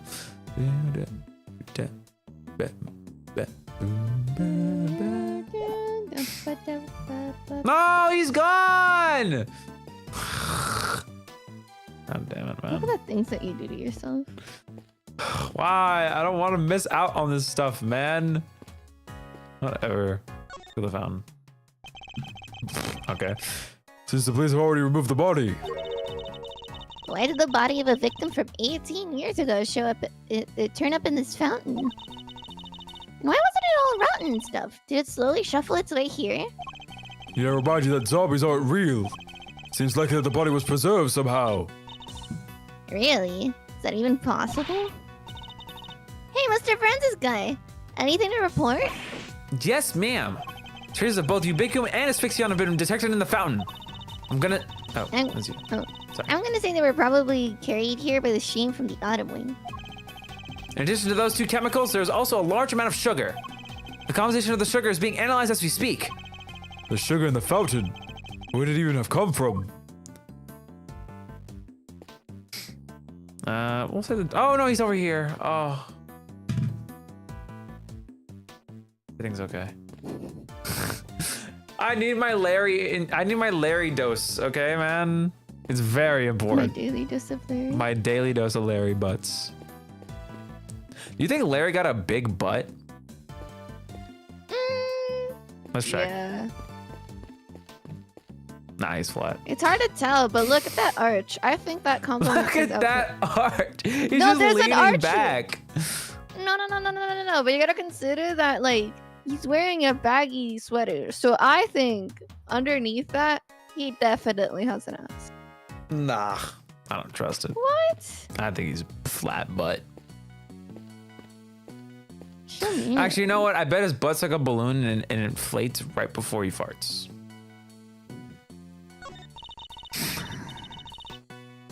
Okay. Those tulips are tulips by the door, right, Mr. Edgeworth? Yes, at least at the spring wing. Spring wing. Ah, spring. The popular time to move house. Which makes it open season for great thieves. I love how she says that because she's the Yatagarasu, which is a bird. So she's talking about migration. That's funny. I see you, Asatani. Housebreaking is a little beneath a great thief, wouldn't you say? Yeah, I guess you're right. Also, I just realized her scarf is like a little blue, but it's not as blue as in that picture. Yeah, the picture made it look purple. Yeah. They put sunflowers by the door. Nice. I'll let you do it. What? Sunflowers. Yeah, sunflowers. Okay. Befitting adornment for the entrance of the summer wing, I suppose. Summer is also vacation time. And every great thief knows that means tourists with bulging wallets. Pickpocketing, Kay. Isn't that a little beneath a great thief? Yeah, maybe you're right. I love how he's appealing to her like great thief. Not mentality, but you know what I mean. Yeah, he's like putting her in her place while also Well, that's not what a great simultaneously thief would do, stopping. Kay. That's true, that's true. Why is there a lift car just sitting out here on the open? Guess somebody must have been moving something heavy. The top of the platform seems to be wet. You know, I got a funny feeling I've seen this thing somewhere before. I need to sneeze. Go ahead. Yeah, I'll do the feather. Yay! Can I get You toilet mean paper like now? 18 years ago? What? I was doing the Tomodachi feather thing. I want a Box of reward. tissue. Cold medicine. Yeah, it's all coming back to me now. Well, I saw it in Frost's room. Oh yeah. We must use it to move the ice sculptures around. It's one of those fancy numbers where you can change not only the platform side, but even its angle.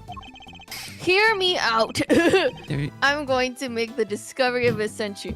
You know what you need to sculpt stuff? A chisel. You know who we saw with a chisel? Simeon, because he smuggled it in. Oh, And you know who ended up getting the chisel? Bronco. Bronco and Simeon are both related to both Gusto and the Frost guy, but also Canis, because Canis also had chisels and has a dog, and who takes care of animals? Simeon. And who's an animal? Bronco, because he's a horse. Who the hell is Candace? Canis. Canis? Oh, Canis. Sorry, Candace is fine. Sorry, it's because it sounds like Candace. I call him Candace, but it's probably Canis. I'm still gonna call him Canis. I don't care. Okay, you know what? I'll give you the chisel thing. Everything else, no. Aww. I'm kidding. You can be right, but the chisel thing is the thing I'll give the most credence. Anyway, I'm gonna keep trying to prove you wrong and that I'm a genius. In the You're probably making gonna be it. I work right. I at know you. Capcom. I work at Capcom. Trust me. apparently you do. you have one of these, you can move giant lumps of ice around, no sweat. Lift cart. Used by Frost to transport ice 18 years ago. The top of the platform is wet. Got done in my organizer. Oh, just look at the possibilities. I could really use one of these. Still doesn't explain what it's doing here, though. Bit of a head scratcher, but we should give it a think, yeah? Indeed. After all, it just might have something to do with our case. It's a selection of trophies owned by Paul Halik, or rather, Artie Frost. Evidently, he was very well respected. He was a very well respected artist. Well, you got one too, Mr. Edgeworth. So it's about time I won one too. Guess I'll have to find some thieving contests to enter. Or you could set something up with a nice ceremony at the end. All that. Yes, followed by a swift round of arrests. Mr. Winter was very clear that you're only allowed to investigate this room. So I'm afraid I can't let you pass. Sorry, sir. It wouldn't make much difference if you did, officer. You're standing in front of a wall.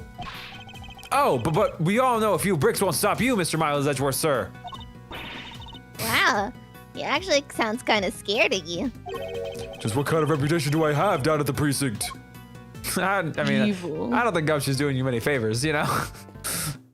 Gumshoe is like the big boss of all these guys, and he's like, yeah, Mr. Edgeworth, he's rough, but you know, he can only handle me, pals. I like to think Gumshoe walks into the office and everyone's like, "You okay, Gumshoe?" Ah, another salary cut. I'm just like, I just remembered that like Edgeworth realized that Gumshoe had a lot of power on his like underlings, right? So I think he would like gas the shit out of himself, be like, oh no, you know, not everyone can handle, you know, Mr. Edgeworth. He's scary and intimidating, so he's like constantly making him more horrifying. Like he's some evil guy when he's just like stern. Like Edgeworth is stern. That's kind of all it is. He's not an asshole. You want to see asshole? Call up Von Carver from the prison. It seems the elevator is only accessible to select individuals. I wonder what's upstairs. Among other things, the medical room. That's where Mr. Gusto is being treated. I hope he's alright. We've got some questions that need answering as soon as he wakes up. Since there's no way of knowing when that might be, we should explore other avenues in the meantime. You know, this episode is really adding to the how hungry and then horse.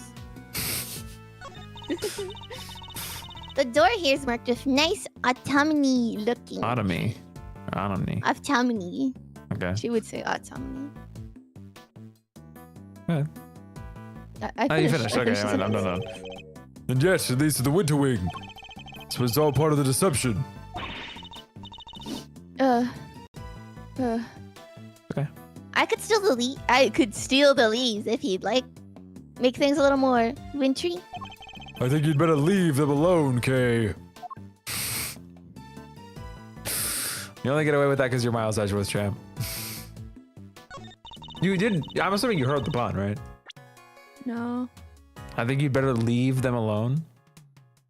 Well.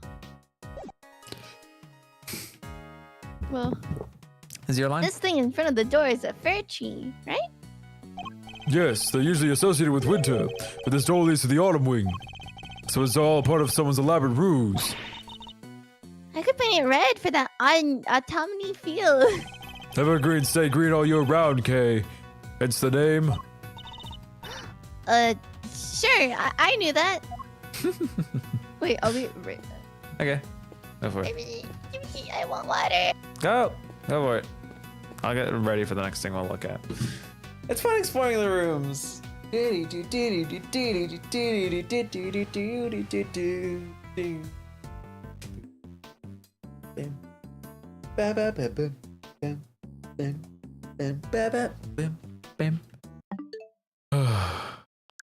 No, I home buttoned.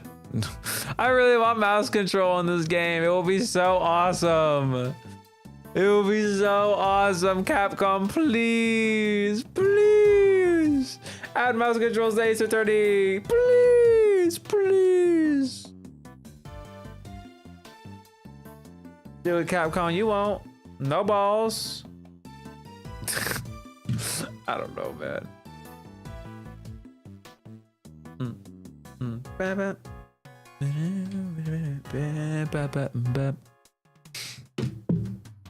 Anyway, I just to give the context for the people who are watching, I have like a sore on my tongue from like, I guess I bit it at some point. I literally don't know when this happened, but I must have like bit on it like kind of hard.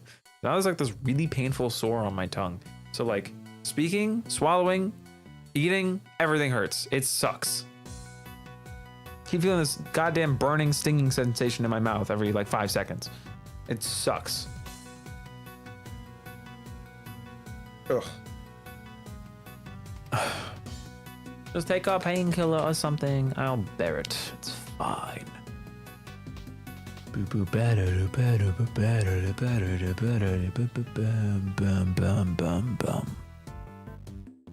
then they can also update the collection with like higher quality graphics. That'll be nice. Not like it looks bad or anything, but like it could look even sharper. That would be sick. And it'd be good for me because I could make thumbnails with these little guys. I love Larry. I love her shoes. I just realized. I'm damn useless. He looks like a totally normal guy if you like, you know, cut him off a little bit. I'm trying to like if you only look at him from like from like here, like he doesn't look like a total like idiot. And then you walk up to him and he's like, oh no, he's got like he's wearing his coat like a cape, like a total doofus.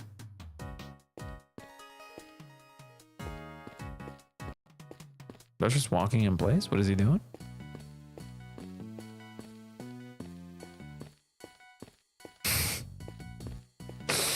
Sorry, this is funny. Where is bro going?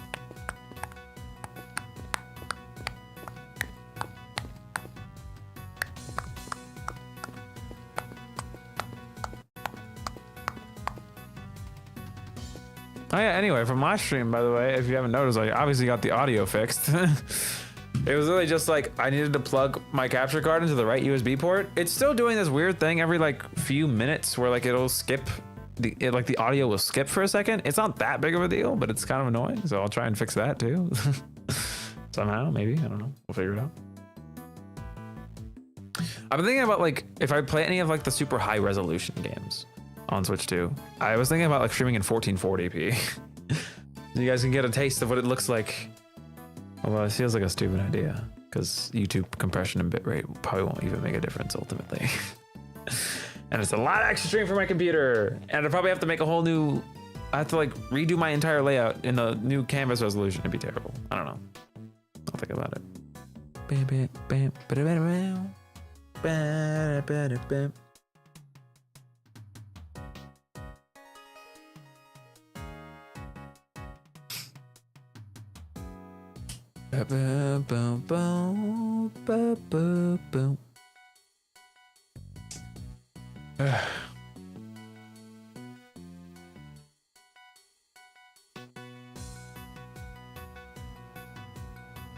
It's crazy considering what the hell's been happening this episode that I still have no idea who the hell is the killer.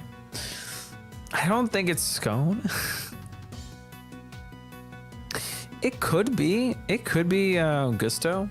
Gusto seems like the most like likely candidate based on what the hell's been going on. But I don't know, man. Do Kay's hands look weird? Am I crazy? She's got them bunched up, I guess.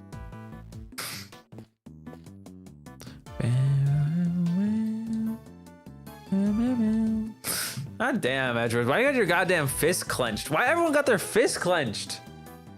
Eustace, They're so fist fucking clenched. mad. Okay, fist clenched. Edgeworth, fist clenched. Can you guys like let your hands open? I went to go to the bathroom and then like on my way there, I saw Snooky. Suki, Little Snooky. the no, kitty? Snooky. Snooky. I've been calling her Snooky, but I see her and she's like sleeping on a box, right? So she's still like my height almost. So I'm like, oh, I'm gonna pet her. So I gave her a little gentle kiss on the forehead and I pet her. And this here, Oh, that's so cute. and I'm like, oh my god, she's sleep purring. Oh, that's adorable. You ready to keep going? Yeah. Let's do this thing. It's a sculpture of a brave warrior battling against a serpent. Did whileeee make this one too, Mr. Edgeworth? He did. It seems he was fascinated by fantasy and mythology when he was a young man.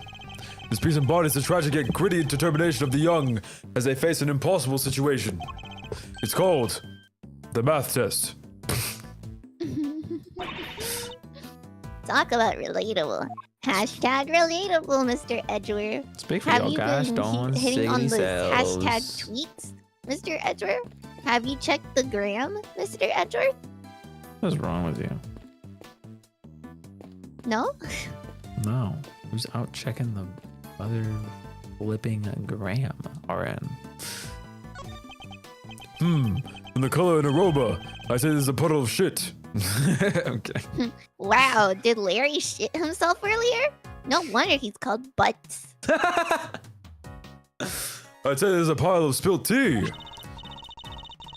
Look, there's a small chunk of ceramic in it. Oh no. Wow, he shat out the pH. Ceramic fragment found in a puddle of tea. The design looks familiar. Jot it down in my organizer. Oh, wow. I'm pretty sure it was Larry. Did he break a teacup? Is that what That this is possible. I guess someone must have broke something. I know that insignia. But a certain high-strung somebody just might know a little something too. Yep. Okay, so now that we finished, I want to talk to Funny. You're scared. you wanna do Funny first? Okay.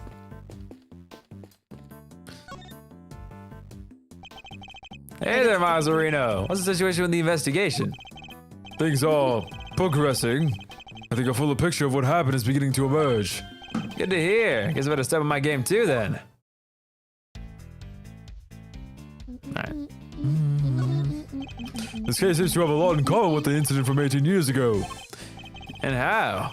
It's got the lot. Melting statues in the winter wing, even the murder victim's body. But how did no one ever figure out that the body had gone missing? Miles had no family apart from his son. And well, the kid kind of vanished. Nobody's seen him around the time of the incident. Just their son too. Him and his best pal from school both just up and disappeared. What? And they were never found? Just his boy wasn't. Not as far as I heard anyhow. Guess Frost's kid turned up in the end though. Collected his inheritance at some point. But yeah, with no family around just after the incident, Frost got no funeral, no nothing. No need for the police to release the body. No need for anybody to find out they didn't have it. They filed their fake autopsy report. Nobody was any wise. Oh my god, and nobody was any the wiser. My god, that's a freaking hard saying. Well, almost nobody. Still can't believe Mr. Von Carver would have stooped so low. Alright, let's show him this. Oh, I think I get it. This is it, huh? Key to unraveling this whole mystery. Yes, perhaps. Great, you keep hold of it then, yeah? Quickly now, back in your pocket it goes. I guess he doesn't think much of it. Okay, I thought he would have wanted to see this so we can keep talking about it, but I guess not. I guess not. It's fine. See you, Psycho. Now, who do you want to talk to next? Oh, you can talk to the forensics guy. The body's been taken back to the lab, sir. Autopsy's underway. And how's the rest of the fountain looking? Rather beautiful, actually, sir. The water's crystal clear and kind of soothing. See what I mean? Idiot. He's What? not idiot. He's trying to enjoy his job. That's boring. I know. Almost as if there wasn't a body floating in it not so long ago. Anyway, let's do Larry next. I'm going to keep this simple, Larry. You're hiding something, so just tell me what it is.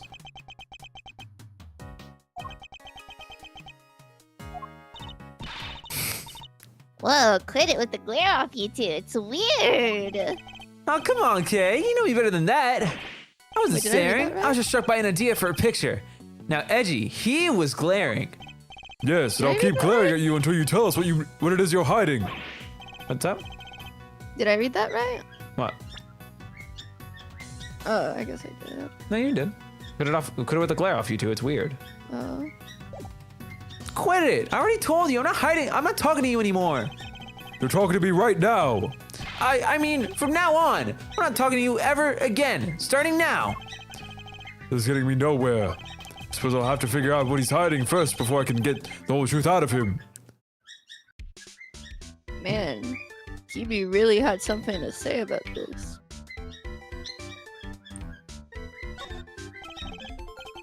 Come on, Larry, what are you hiding? Not saying.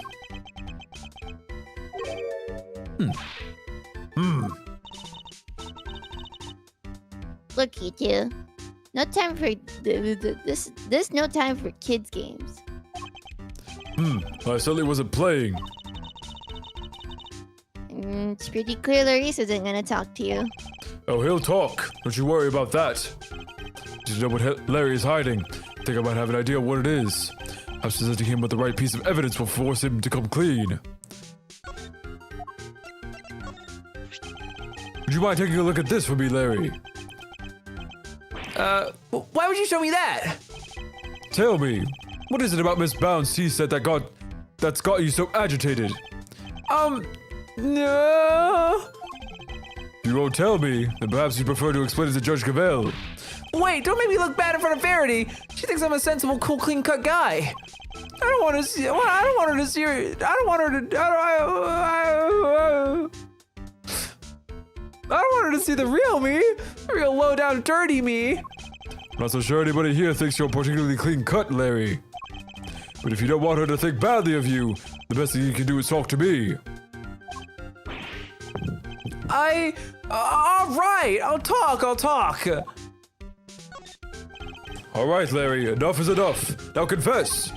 Is this any way to treat your best friend, Edgy? Is there any way for you to treat yours? By lying to him? Hiding things? I get the picture already, so stop glaring at me like that. I'll tell you everything, okay? Earlier, I thought Verity might like a cup of tea, so I went to pour one for her. But I got distracted and my hand slipped in. Smash! I broke the teapot, a priceless work of art. It's in pieces because of me. The words exist to describe how far away I saw this coming from. Wow. That's so good, man. No words exist to describe how far away I saw this coming from. Ouch. You really messed up this time, Lori's. Hello, Auntie Flo. Welcome to stream. See, Edgy? Everyone's going to think less of me now. Judy's never going to forgive me for this. Crying to me won't do you any good. I think you need to apologize to Miss Bound.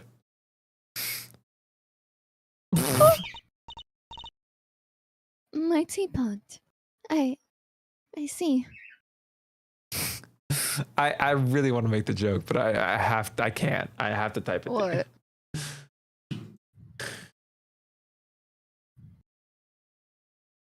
There you go. I like that. It's really good. What, you like what I wrote? Mm-hmm. Anyway, let's continue. Oh, this is your line, by the way, if you didn't read it already. Oh, I already read it. Oh, I'm silly. I'm sorry, Judy. I'm so sorry. I don't have any money, but I'll paint your portrait. I'll paint you 50 portraits. I don't have any money. Please, Mr. Dunim. It's really me who should be apologizing. How could I have failed to notice that there were broken pieces of ceramics on the floor? Somebody could have been hurt. Here, let me make sure they're safely disposed of. The teapot in question was designed by Artie Frost, correct? I just said that it was something you've long treasured. You must be upset. Oh, I am. But of course, all things break eventually. As luck would have it, I have another identical teapot. Yeah. What That's happened? Are you gonna sneeze? So confused. What? My voice started fucking up because I forgot how to do her intonation. So I'm just gonna, it's far from the end of the world. The hell? I started stuttering so bad. You want to try again? Oh. No, it's okay. She was exasperated or something. Oh god, sorry. God, because I only have one headphone in, I only hear half of the mix for the theme. There's like a cool guitar on the right ear that in this song. It's so good. See, I wish I could hear it better. What is screen? When I play the games, I'll have it like all nice in my ears. What, you should be able to hear it through screen share. Screen share captures stereo No, audio. of course. But like, Yeah. I want to have it like in my ears. Do you want to blast it? Is that what you're saying?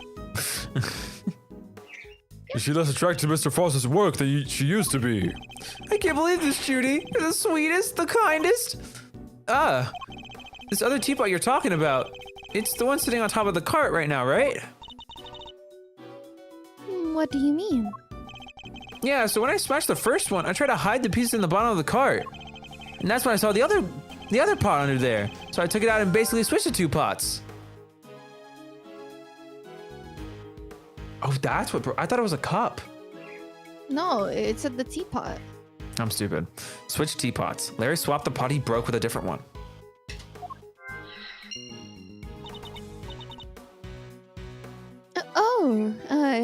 I see. Oh, God. Yep, and that's everything I have to tell you. I'll be extra careful not to break the other one. I promise. You have no shame whatsoever, do you? I'm sorry. It's really quite all right. Thank you for being so honest.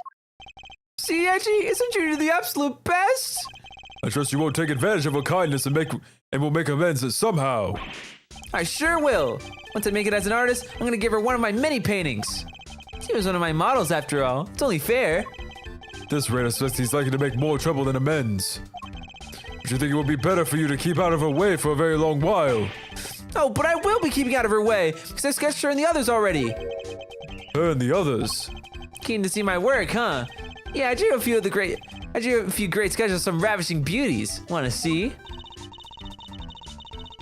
Interested in Larissa's ravishing beauties, huh, Mr. Edger? I'm afraid you've really misjudged, Kay. I simply wish to see if Larry has captured any unusual details this time, too. Unusual details? Nothing's unusual about these. They're my best work yet. Really?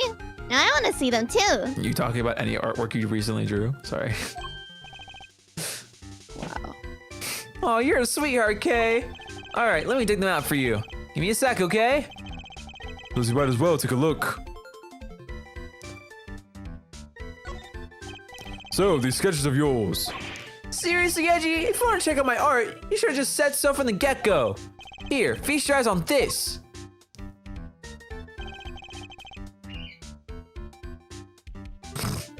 What would that one be at the bottom? These are pretty though. It looks like she's like holding. Cause remember the arty guy? We found him without his jacket, but this woman like he wears a has a blue jacket? jacket. Yes. Don't you remember? Genuinely, I did not. Look at his profile. I Is guess that you not can't his really bow? see it. No, I'm pretty sure he wears like a jacket. Look at the picture. Look at the picture. Look at the picture. Not that one. The family picture. Nothing indicates that he was wearing on the day. He doesn't have his blue blow collar thing either. I don't know. He could have totally been wearing it. I think that this is more likely the luminous cloth. Maybe. That looks a lot more like the luminous cloth to me, but anyway, I don't know. I don't know. What am I looking at here? I told you already, ravishing beauties. There's a few of the fair faces I've caught my eye on since I've been here, you know? There's Verity and Judy and somebody else. That's crazy. Why did you draw them all on the same page? Well, I meant to draw the room at vision. first, just something to pass the time. Then I saw one on Beauty and another, and well, I just scribbled them all down as I went. So these were all drawn at different times. Huh? Yeah, I guess. I did one of you too, Kay. You're on a different page though. Wow, Oh, you did? I'm flattered. How true to life are these sketches? Did you only draw what you actually saw? Of course. You think I draw things I can't see? Like using my imagination? Nope. These are 100% true to life. Right down to the exact shade of each color. So the colors are accurate. Interesting. Much as it pains me to admit it, they may have provided me with a useful piece of evidence yet again. The serving card in the sketch, for example, if I compare it to the one here in the room. Has a different cart and different stuff on it. Or has a different color tarp. Yeah, I was gonna say, wow, Kay was right. Pink, blue. Tear leaf brown. There's a clear contradiction between the two. I think a little deduction is in order. Can I borrow this page for a while, Larry? Sure thing. You want me to sign it for you? Just the page, please. Larry's sketches. Sketches depicting exactly what Larry saw. Larry's sketches down in the organizer. Ah. Blah, blah, blah. All right, we're done talking to you. See you, bozo. We'll do the deduction later, of course. Who do you want to do next? You got these three. I'm indifferent. Let's do Delicia. Okay, gotta get my British accent out. I have to ready myself. Hello there, dearie. Still investigating away, are you? Found anything interesting?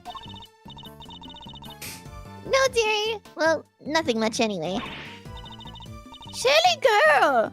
That wasn't a dearie moment. That was more of a lambkin. What? Sweetheart is when for you're being sympathetic, and of course. And treasures for when you're there in a tiz. Love is for when people you're not keen on. And petal, you use that while you're trying to get someone's attention. Wow, I didn't realize there were so many rules. Mr. Edgeworth Petal, I hope you're getting all of this down. Don't even try it, Kay. Oh, dearie me. That was so really cute. good. Sorry. What is it, Mr. Edgeworth? You have to admit, everyone looks great in Larissa's picture. Can't wait to see what his sketch of me will look like. I bet I'll look really good in it too. Hey, don't make that face. Why wouldn't I look good, huh? There's definitely something. You don't have to be a hater just because he didn't do one of you. That's really not what I was thinking about. It's the sketches themselves. Something's not right. What is it? It's bothering me here. I'm seeing something in these sketches that I'm not seeing in the room in front of me. Yeah. Let's use this first. Do you mind, Mr. Winner? You're in my way. I do mind, actually, and I'm not going anywhere. You just have to go around me. Well, we just thought you might want to move up to a better spot, that's all. What better spot? I demand you show it to me at once. Is that really all it takes to make you do whatever we want? Hold on, I'm gonna just do the dialogue again, just because I want to see the little sprite. Okay, it's that one. Alright. Don't think you've gotten away with anything, Mr. Edgeworth. I'll be reporting your actions to the committee. Do whatever you need to do, Judge Cavell. And we'll do the same. You are the self-styled great thief, correct? Mr. Edgeworth's association with such a character will be of interest to the committee of two of things. Go ahead and report me to your stupid committee. I'll be the toast of the thieving community. It looks like Judge Cavell will have to think up some new threats if she wants to intimidate Kay. That's some crazy shit to say, honestly. Alright, we left with just Judy here. The one I hate voicing the most. Where were you before you feel like it rejoined us doesn't here, suit Miss her. Bound? I feel like the voice I give her just doesn't suit her. Do you know her young voice? I don't remember anything, and I just think I'm making it sound stupid anyways. Remember like your sing-songy bits? Like at the beginning of the episode? It's Samson. And Aunt Judy. That's like all I remembered. And then like take that tone and like pitch it down a little bit because she's older. Well, I don't know, just keep experimenting until you land on something you like. Okay. Where were you before you rejoined us here, Miss Bound? Aunt Judy. It's because it just doesn't visually suit her. That's fair. Like, Then whatever. do something else. I can't think of anything that makes her sound good though. Just do a voice and tweak it as you go. Okay. I had to go and tell our visitors were closed. Oh, and I handed her a little something in apology. Was there something you wanted to talk to me about? Yes, a few things actually. Not least of all, the fact that I think you might be the one who set the poison gas trap.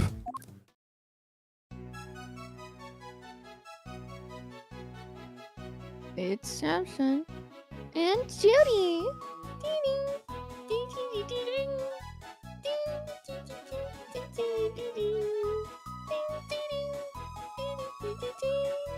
Anyway. The originalized sculptures melted 18 years ago, correct? How did you manage to recreate them? I'm supposed to resuscitate. Oh, you know about what happened back then? In that case, you might also know I took pictures of them during the contest. I commissioned the creation of the set replicas based on those photographs for this current exhibit. But why go through the trouble of creating replicas? Mr. Frost's Zodiac series was his great and finisher masterwork. I wanted to see it completed at last. Or rather, re-completed. It was my fault that the original set melted in the first place after all. I see. And is there any particular reason why the winter and autumn wings look so similar? Oh my! You really think they look alike? Girl, they're like the same room, but like, you know, No, change a little bit. no, they aren't. No, they aren't. Perhaps I used some of the decorations from one, the other by accident. You call the centerpieces decorations? She's clearly lying. I don't have the evidence to prove it just yet. Okay, let's do the cart deduction. She looks like she'd be a Pokemon trainer. I see.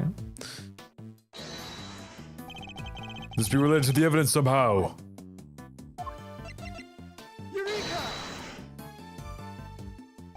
Larry, could I ask you something about your sketches? Fascinated by the work of the great Larry Stoneham, huh? It's the composition, right? Right? Oh my god. Not exactly. This light blue tablecloth. You painted that exactly as you saw it, correct?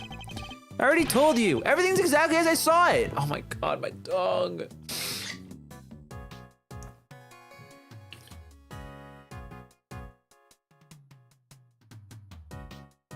Ugh. The tablecloth on the cart here is in this room is white. Wow.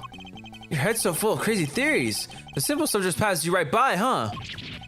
No, what does that look for? Listen, just before I drew that sketch, I was in the middle of some business with the cart, with the tea set on it, okay? What kind of business? That's right, it was the holding the pieces of the teapot I smashed kind. That's nothing to boast about. Anyway, I was still in the middle of cleaning it all up when Judy came out of the winter wing.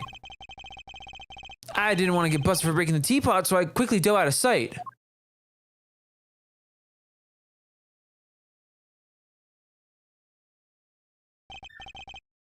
Wait, Miss Bound came out of the winter wing. Yeah, and she was pushing a cart. A different one. That's the one with the light blue tablecloth on it that I drew. What did she do with the second serving cart? Well, I saw her wheeling into the summer wing, but I don't know what happened to it after that.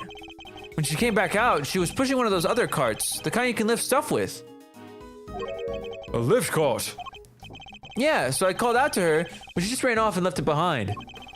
Never had her down as a shy type, but it just goes to show, you never know. Another serving cart and a lift cart. That's you. Oh, I'm so sorry. It's okay. Was there maybe another tea set too? We'd better check with Miss Bound.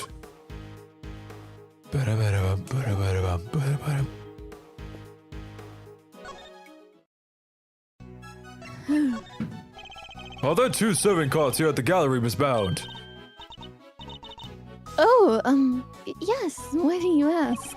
A certain so-called artist showed us this sketch. I couldn't help but notice the color of the tablecloth. It's light blue. Light blue. I'm afraid your friend must be mistaken. And these white clay tablecloths, freshly laundered and Starched. Wait, if you think about it, the blue cloth looks like the blue cloth. The other one's washing. They could both be the same fabric. Oh, down here? Mhm. Potentially. Well, the blues look different. Like the perfect wrinkle-free one on the cart here in the fountain room, right? Exactly. If I saw so much as a blemish, I would replace it right away. Could the color of the tablecloth in the sketch simply be a mistake on Larry's part? Do you have any idea of what you might be? Do you have any idea of what you might have been doing when the sketch was drawn? Let me see. I appear to be carrying out my usual, Duties. duty. Sorry. Judy duty. It's my duty to make sure everything's proper and set. Okay. I'd like to ask you a little more about these duties, if I may. My duties? I'm sorry. What exactly were you doing when the sketch was drawn? Because from what I can see, your card doesn't have a tea set on it.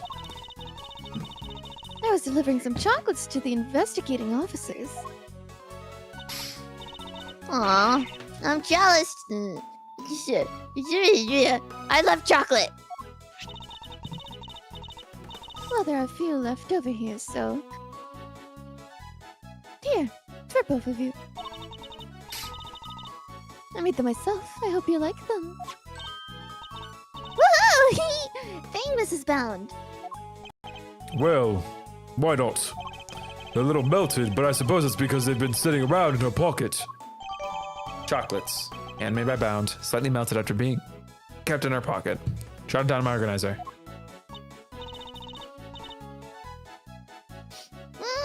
They're super sweet. I love them. I'm very glad to hear it. Sorry. It's okay. They may not be the prettiest, but I'm grateful for the energy boost nonetheless. Though perhaps they could do with a little less sugar. Sugarphobic, SMH. I think we can show her, that would be crazy. A lift cart, perhaps? This lift cart, I heard it was in use 18 years ago too. Oh, that's alright. I was in here. It was in another room earlier until I brought it out here. It was very useful for moving large, heavy objects around. But why is it wet? Is it used to carry something wet?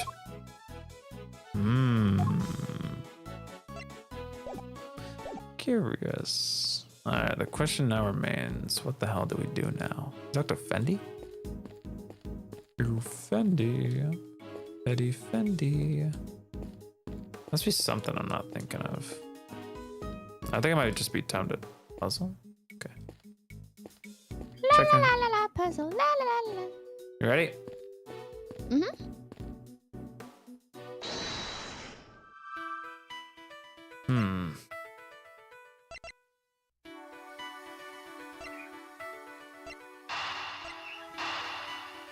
This makes the most sense, yeah? Mm-hmm. The tea smells different because the teapot switched? That wouldn't actually work. But what if the mint was inside that teapot? Yeah. And so when she made the tea as per usual. Okay, so I'm thinking it's these two first into this. That could be it. Yeah. Nope, not you. This. Oh. There's no logical connection between those two things. Owie. So maybe... No, it's either these two or it's nothing. Because these two don't directly correlate at all. So maybe... these?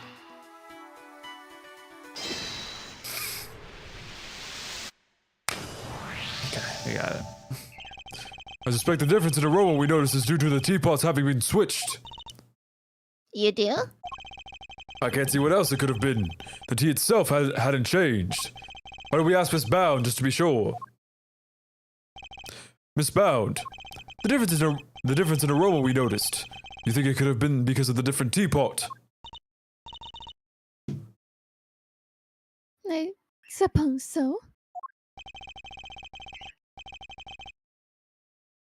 My cup just now had a subtle minty scent, rather like uva tea. Oh, I just remembered. I made some peppermint tea in that pot only yesterday. That must be where the minty aroma is coming from. Teapot's leftover aroma. The tea has a refreshing aroma because it's in a different teapot from this morning. You said teacups, and I was like, ooh. Could that really be teacups it? that are fine. I'm gonna ignore what you did. Okay. Careful with your new Joy-Cons! Oh. Okay. The tea from the teapot Larry switched in from under the cart smelled faintly of mint. Right. Miss Bound said she used that pot to make peppermint tea yesterday. Yes, but there's something else that's been troubling me. Miss Bound seemed more taken aback by the switching of the teapots than the breaking of one. You're right. You'd expect it to be the other way around. I suspect she might have been deliberately hiding the teapot underneath the cart. But why? One of Ubiquum's key characteristics is its minty fragrance. So what if she had been hiding some in that teapot? What? In the teapot? It's simply a possibility, but one worth investigating, I believe. Mr. Witter, any luck finding that Ubiquium? Huh? Oh! My people are searching the entire gallery, but they haven't found anything yet. And what about you? Don't tell me you know where it came from. I may have an idea. Ha! I knew it. If I can't find it, there's no chance a useless... What? You do know where it came from? Yes. Where? Miss Bound's teapot. Wow, nice piece. I like it. Yeah, this looks like a fitting prize for a natural-born winner.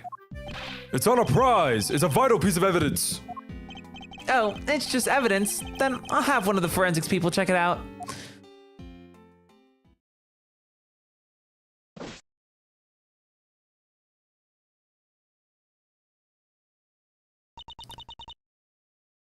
Mr. Edgeworth? Is there some sort of problem with my teapot? Possibly. The minty fragrance we noticed coming from it. I think it might just be the scent of one of the chemicals used to make the poison gas. But Mr. Edgeworth? Surely you don't think that I had anything to do with that? Sorry, I didn't mean to click it so fast, so early. It's okay. I'm afraid I do. The method used to create the gas would have required considerable preparation. Nobody would have had the time or the opportunity to set that up. Except you. That's not strictly true. I took around a week to get to the Zodiac Hall ready. It took around a week to get the Zodiac Hall ready for the exhibition. There are all kinds of people who come in and going through here during that time. Delicia, for one. So you see, I'm not the only person who could have set it up at all. Miss Scone is on our radar too, of course. We need to worry about that. And besides, I wouldn't know the first thing about making poison gas. So even if you did find some ubiquium in my teapot, I wouldn't have any idea what to do with it. But I suppose we should see what test results say first. You sound mighty defensive, girly. Miss Bound claims she doesn't know the first thing about making poison gas. Need to find a way to prove that she's lying.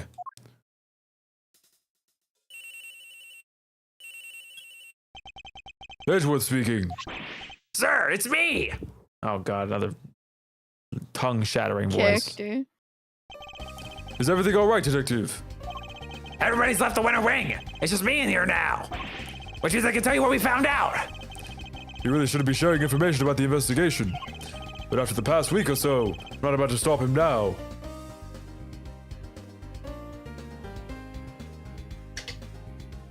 This is terrible, man. The exhibits in here have all completely melted. All that's left in the display cases is some stuff at the bottom. More of it in the Taurus case than the Gemini case, though. Describe this stuff for me if you can. Yes, sir. It's like a pale blue liquid. Had the lab run some tests just now. The sample from the Taurus case just had a bunch of sugar in it. But the one from the Gemini case had 3 different substances in it.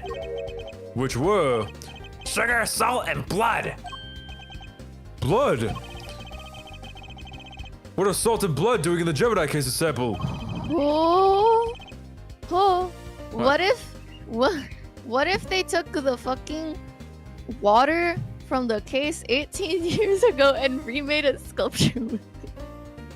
That would be insane. That'd be funny as hell. Truthfully insane, actually. Can't imagine whose blood it could possibly be, but I'll get it tested right away, sir.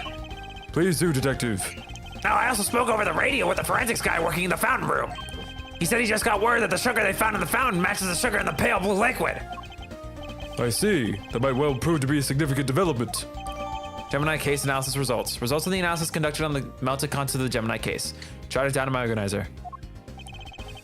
Anything else to report, Detective? Yes, sir. We found one of those light-emitting devices here on the Winter Wing, too. There were a few of those being used in the Autumn Wing to disguise it as the Winter Wing, as I recall. Since the equipment from 18 years ago is more than just for show. I need to talk to Miss Scone about this. Anyhow, I better be getting back to it. I'll let you know as soon as we hear from the lab about that blood. Yes, thank you, Detective.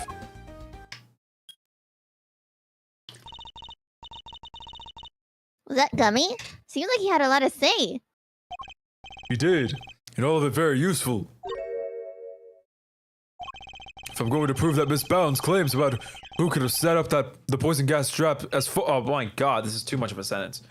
If I'm going to prove that Miss Bounds' claims about who could have set up the poison gas trap are false, I need to talk to a certain somebody else who was here 18 years ago. Bam. Bam. Let's have to, okay, real quick, just to see if there's anything now. Yep. If they find ubiquitous in that teapot, is that it for Miss Bound? She seems way too nice to hurt anybody. You mustn't judge a book by its cover, Kay. Though I do have my doubts. I should talk to Fender and Miss Scone and see what they have to say on the matter. Alright. I'm done the Fender first. And ready. Tell me, Fender, what kind of person is Miss Bound? Wait a minute. I'll tell you, you've got a thing for a monster. Oh my god. I do not. Chill. I'm just yanking your chain. Anyway, what can I say about Jude's? Well, she's a real brave trooper for one.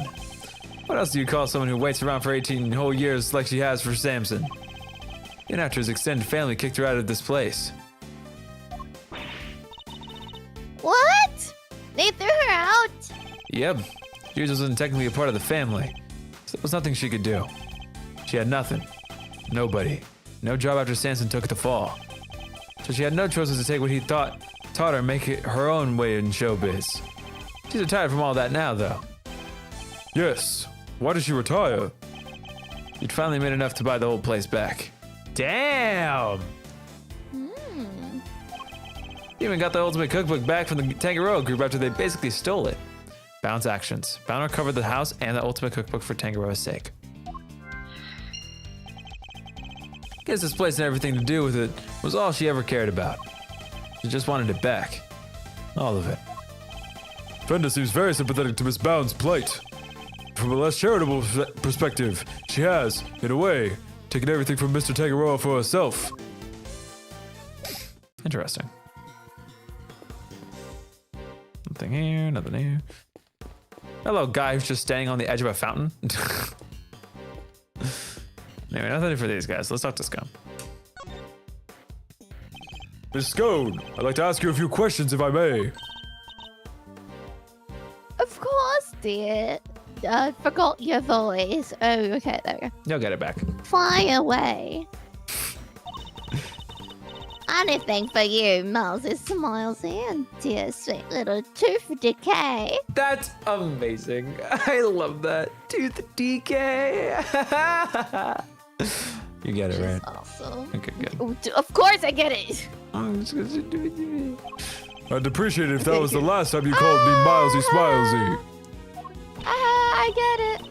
I am not a fan of tooth decay either. You make me sound like Eustace the winner. I'm sorry. It's okay. Or you just have to like it or love it. I can't change a nickname once I've settled on it. It's not the winner, by the way. You know that, right? He's the winner in my You think I'm the best? little... No, I'm not. Ugh. Well, I guess we tried. I love Kay. No, but it's like saying Eustace the winner. Wish he would do that. Yeah. Wish he would do that. You would do that. All right. What can you tell us about the various devices used to decorate the gallery's exhibits? There seem to be some pretty specialized items in use. Light-emitting devices, luminous fabrics. What's So that? I can tell you all about those, dearie. Do you want to say something? No. After all, I'm the one who gave him to Moody Judy. She's so moody. I was on my way to saying sorry after I broke the rules all those years ago. Bought us a lovely new salt lamp and gave her the 4 piece of luminous cloth I used for the contest. Wow, that's super generous of you. And it just sounds like she was disposing of her past onto Yeah. Judy, but whatever. With us girls have to do our best, don't we? Not everybody understands, of course. That better not be a dig at me, Delish. Told you how kind I thought that was. Yes, well, like when you were a dear, sweet, innocent baby boy. What happened to you, eh? A dear, sweet, innocent baby boy? Mr. Thunder? I can't quite picture that, I have to say. So these decorations, they're all the same as the ones you saw 18 years ago, correct? Yep. Salt lamps, glowing fabrics, light emitting doodads, the whole bit. There were 4 luminous cloths in use in the autumn wing. I'm sure I saw another one somewhere. I'm not lying. It was in my bag somewhere, I'm sure of it. What is she looking for? That's not it. I'm sorry, that's you. That's me. But thank you. Yeah, that really is not it. That's not what I'm looking for. And that's not it. That cloth looks familiar. Maybe I should jog her memory with something so Miss Scone will tell us more. Miss Scone, you're something of a specialist. How might someone learn to make the poison gas that was used in the attack, Any ideas? Well, any pharmacist who's ever handled Infesticide Ultra would know it for a start. After all, it says right here on the label, do not mix with products containing ubiquitous. Ever. What about a layperson? It's lucky they know, wouldn't you say? I suppose so, yes. Well, not unless they had a nose through the ultimate cookbook anyway. The price on the contest 18 years ago. The recipe for making Infesticide Ultra, along with that not mixing it with Ubiquium bit, is in there, you know. In the Ultimate Cookbook. The Ultimate Cookbook contains instructions for creating poison gas. It's more like creating. It's more like Creating ubiquium It's more and like the warning consequences. so you don't make poison gas by accident. Yeah, it's not telling you how to. I mean, not it's indirectly telling you how to. So you're familiar with the contents of the book? Oh, yes, dear, I know it inside out. Because I work for the Danganronpa group, you see. Read the company behind Code Killer X. I'm sure you heard of it. Back in my day, I used to be so popular. Cold Killer X.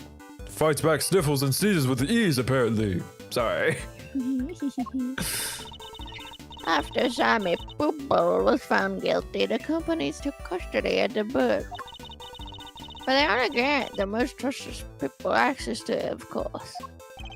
Which means Miss Scone is one of these elites, I suppose. La la la la la. You had a piece of fabric like this in your bag, did you not, Miss Scone? Albeit a somewhat grimier one. See, you were right. It's super right. Grimy. How rude. Woohoo. What the fuck? You won't get people. Woo, oh my god. You won't get people to cooperate with your little investigation like that, young man. Shall I call it a dish towel then? Perhaps you use it to wipe up some sort of spillage. Spillage, he says. The cheek. It's a piece of highly specialized luminous cloth. Oh, I probably shouldn't have told you that. I think I'd like to know a little more about this highly specialized luminous cloth, if you don't mind. Damn. Got her as hook, line, and sinker. Line and Why did you want me to know you had a piece of luminous cloth in your bag? Oh, well, I suppose there's no hiding it now, is there? You must know I fished it out of the fountain. Saw you. Sorry, didn't it say something about being wet earlier? It could have come from the fountain, just like that luminous cloth. Possibly. Like Judy was talking about how something was like wet, question mark, or something like the teacup, the cloth that she had on the Yeah. cart, whatever. There's something that was wet. Yeah. You are right. Anyway, continue. It was right before they called me into the autumn wing. So Larry's sketch of Miss Scone is of when she was trying to retrieve the cloth. At first I thought it was one of the ones I'd given to Moody Judy. One of the four you'd given to the gallery, correct? Exactly, but all four were being used in the autumn wing, weren't they? So I realized it must have been the one I went missing all those years ago. I'd already had my infesticide ultra pinched and used to make poison gas. If one of my cloths turned out to be used in some sort of dastardly deed too, well, I was gonna look guilty soon, wasn't I? So I kept it hidden in my bag and hoped for the best. I see. Oh, it does feel good to get it on my chest though. Stress is no good for the complexion. The cloth that disappeared 18 years ago. The one that the victim was wrapped in. Just so happens to reappear in the fountain at the same time as the body. Luminous cloth, gifted to bound by Scone. Lost 18 years ago, only to be rediscovered floating in the fountain. Updated in my organizer. Alright, don't Curious. talk to me. I don't want to talk to you. Yeah, these new? No. Just because they moved doesn't mean they change. Oh, wanted more. Let's do this thing. Enough is enough. I've spoken for too long.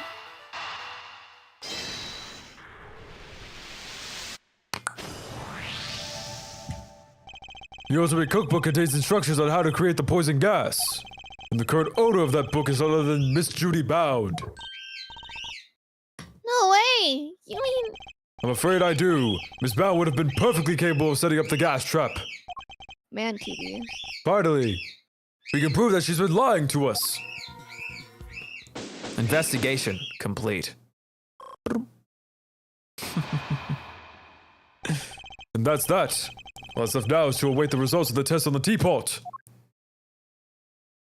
To be continued. I think this is going to be our final checkpoint for this episode. You ready? Yeah. I think this ends here. What do you got in your head? When you level up your Tomodachi character and they Oh, you're playing Little Tomodachi Life song. right now. Okay.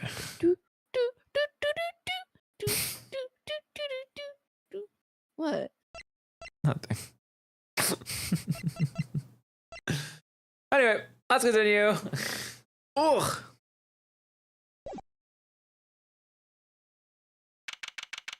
April 2nd, 2:33 p.m.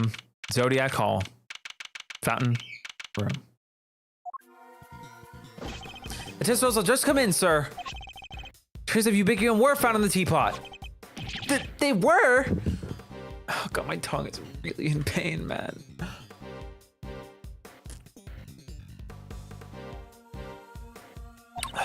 Just like Mr. Edgeworth said.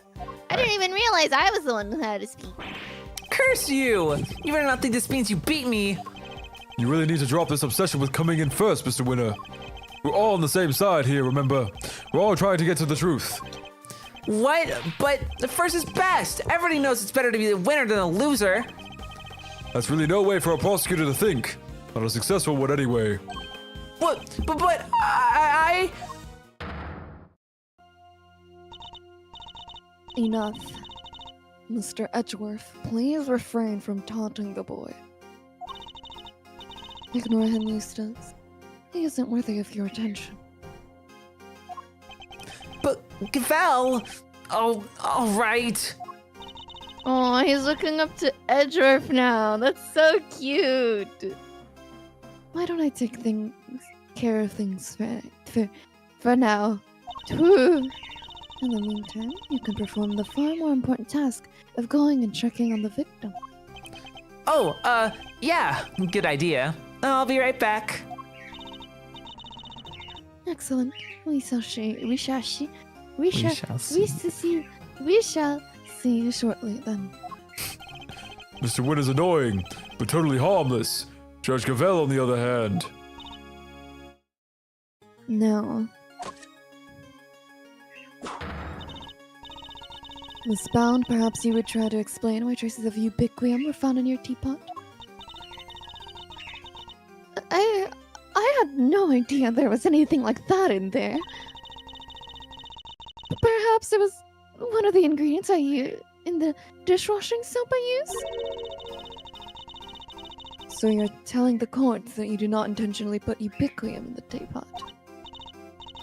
Yes, exactly. Why would I? Until today, I had no idea it could even be used to make poison gas. God, Gavel's Thank theme you. for that moment was so good. You're a trained actress, are you not, Miss Bound? I'd have thought you would be a more convincing liar. Bars. True. What do you mean? You have access to the Ultimate Cookbook, correct? A book that just so happens to contain instructions on how to create the poison gas using the attack. Meaning it's perfectly No, possible for you to know exactly how to make it. My tongue! You know what? I was thinking that the voice I gave her didn't match until I realized whose voice I was mimicking. Jessie from Team Rocket. And then I look at her and I'm like, oh yeah, it totally works. Never mind. Oh my god. You're very well informed, Mr. Edgeworth. Miss Bound, is what Mr. Edgeworth said true? The book does contain information on how to make the poison gas, yes. But the fact I haven't seen it doesn't make me guilty. Can I ask exactly how the gas was triggered? The victim used a blowtorch to heat the lid of one of the display cases, thereby melting the ubiquium. I see. But he locked himself in the room too, didn't he? Surely that and the fact that he triggered it himself. Wouldn't it point to him being a suicide attempt? She's not willing to admit to anything. Furthermore, where would I have gotten a hold of an Infesticide Ultra? Oh, I don't know. Perhaps you stole it. You know, I did bump into Moody Judy a week ago, or so ago. At the very evening, I know my Infesticide Ultra had gone missing. I needed that. No, did you notice? I love the freaking her dropping the cup and then or the dropping the pot and then her like lifts it back up. Judy, surely it didn't. Delicious. You carry that big bag of my pharmaceuticals with you everywhere, don't you? There would have been any number of opportunities for someone other than myself to steal it from you. That's true. I don't have any hard evidence that it definitely was Miss Bound who stole it. Dude, there's clearly something you're not telling us. Why don't you just come clean, hmm? We all know you never hurt somebody for no reason, so... Not you too. You think I'm guilty as well, Mr. Fender? Can you blame me? You got one wing disguised as another. A gas trap and one of the display cases. You're the proprietor of the establishment. It's looking a lot like you did it, kiddo.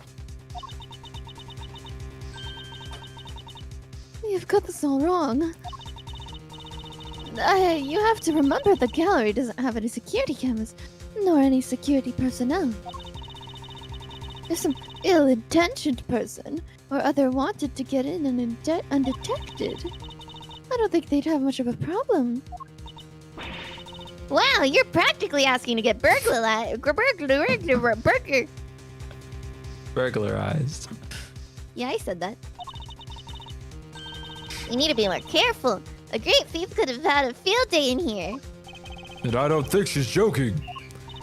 And actually, it seems that Mr. Gusto did, in fact, enter the gallery before it opened. Sheesh. Judy's one tough cookie. She's not budging an inch. Maybe it's time to rock a little technique Gregory taught me back in the day. And what technique might that be? So, hear me out. Everything's connected to what happened 18 years back, yeah? And since we're not getting anywhere by focusing only on the here and now, maybe we ought to approach this from a different angle and look to the past for clues instead. I turned about in thinking, so my father used this method as well. Alright, let's run this through the old Thinkatron. How was Jude involved in what happened back then? According to Miss Bound, it's because of her that Mr. Frost's flavored ice sculptures melted. And yet, the sculptures are here on display at this very gallery today. Is it possible that she... Thank you, Fender. I think I know what I need to ask Miss Bound now. Don't thank me, thank your pops. Now take it away, Milesy. I'll grab the popcorn. Miss Bound, you said that you were the one who caused Mr. Frost's creations to melt 18 years ago, correct? I'm afraid so. I was young and foolish, and it was a terrible accident. And yet, you did allow you to open this exhibit, no? What do you mean? Yes, what do you mean, Mr. Edgeworth? If you're going to ask such questions, perhaps a better formal testimony from Miss Bound might be the best. Yes, perhaps it might. I'd like to know a little more about Zodiac Hall, and about why Miss Bound decided to dedicate this space to Mr. Frost's works. Very well. If you believe it to be relevant to the case, I will allow it. Miss Bound, would you mind? Not at all. I'll do whatever it takes to prove that I'm innocent. And then please, if you could give us some background on the Zodiac Hall and the pieces on display here. I ran out of breath when speaking. It's okay. Zodiac Hall. God. It took 18 years, but at long last I was finally able to buy Samson's home a little while ago. But a place like this is expensive to maintain, so I decided to turn it into an art gallery. To that end, I collected as many polyleek pieces I could from around the world. Because if I'm honest, I've always been something of a dream of mine to open a space dedicated for his work. Oh, interesting. Thank you for your testimony, Miss Bound. How wonderful it is that you were able to fulfill your dream. Well, Mr. Edgeworth, everything seems entirely above board to me. Judge Gavelle, that was simply the witness's preliminary statement. As you surely know, the value of that testimony cannot be evaluated without due cross-examination. Spoken like a true attorney. Very well. You may do what you must. Zodiac Hall. Rebuttal. Oh, lordy. Alright, we're gonna press everything as per usual. So 18 years. Hold it! 18 years. You must have gone through a lot to buy it back, Miss Bound. This home, this place, such memories abound. I couldn't stand to lose what I had found. Aw. Samson, I did what I had to do to see that home was waiting here for you. How did she make it look so easy? I'll say, but I wouldn't expect any less from a trained triple threat performer. If you could continue with your testimony, Miss Bound, minus the singing, if you please. I love Fendy's excitement there. Hmm? Of course he's excited. This is beautiful. This is beautiful, White. You managed the gallery by yourself, Miss Bound. Yes, well, we only opened today, so I haven't done much actual managing yet, but I have to keep the mansion going. Can't have it falling down around my ears. Samson can come home any day after all. So she really got the house back for him. I'm so sorry, Judy. I wish I could have done more. Oh, you've done plenty, Mr. Thunder. If anyone could have done more, it's me. Even if the only thing I can do right now is keep this place safe for Samson. Then I collected as many poly pieces as I could from around the world. Pahalik. That was Mr. Frost's pseudonym, correct? Yes, he adopted it while he was working as a sculptor in France. I see. Curious about some of the pieces in your collection. More specifically, how you were able to acquire the Taurus and Gemini sculptures. It was my understanding that Mr. Frost died before he could complete them. Yes, I was able to create replicas for the Winter Ring based off of photos of the sculptures he made. Really? Perhaps you could go into some more detail on that. Because if I'm honest, it's always been something of a dream of mine to open a space dedicated to his work. Tell me more about this dream of yours, Miss Bound. Well, what I really wanted was to open a gallery with Samson, of course. A gallery of dance, a gallery of song, a gallery of gaiety and a candy all day long. That was the idea anyways. And here I thought art was to be appreciated in silence, not accompanied by musical numbers. Alas, Mr. Tangerone transgressed against the edicts of the goddess of justice. And as such, that part of your dream may go permanently unfulfilled. Oh, Samson he's innocent! The awful prosecutor refused to listen, but it's true. He'd never hurt anybody. Mr. Tangerone gave a false confession in order to protect Miss Bound. The two of them really did what they could to protect one another, didn't they? I'm dancing. I was able to create replicas for the Winter Wing based on photos of the sculptures you made.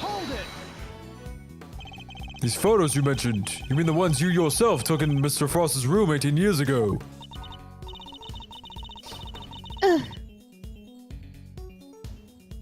Sorry. Yeah. Yes, you certainly know a lot about what happened back then, Mr. Edgeworth. So those statues in the Winter Wings were just copies? And I didn't even get to see them before they melted. No, the sculptures in question were definitely not replicas.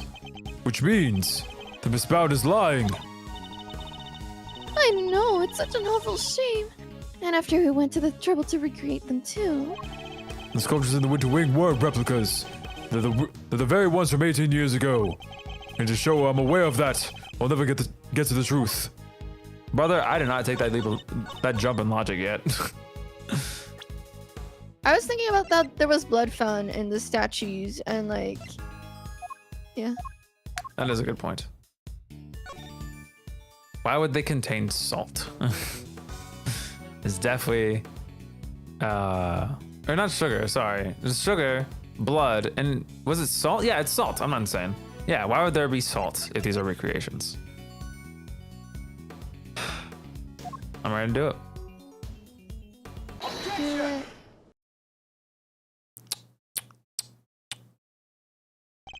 I'm afraid you've run out of road, Miss Bound. You can lie all you like, but you can't deny the results of the tests conducted on the sculpture's remains. And those tests leave no room for ambiguity. What you had on display weren't replicas. They were the very statues Mr. Frost carved 18 years ago. Oh, I can probably help explain how they looked, how they worked it out if you'd like to. It's a sugar, you see. You might think sugar is sugar, sugar. What? You might think sugar is sugar, sugar, but the composition is actually very unique. You could probably recreate the statues, but the sweet secret in the chemical makeup, no chance. Thank you, Miss Scone. I don't recall asking for help, but still. Oh dear.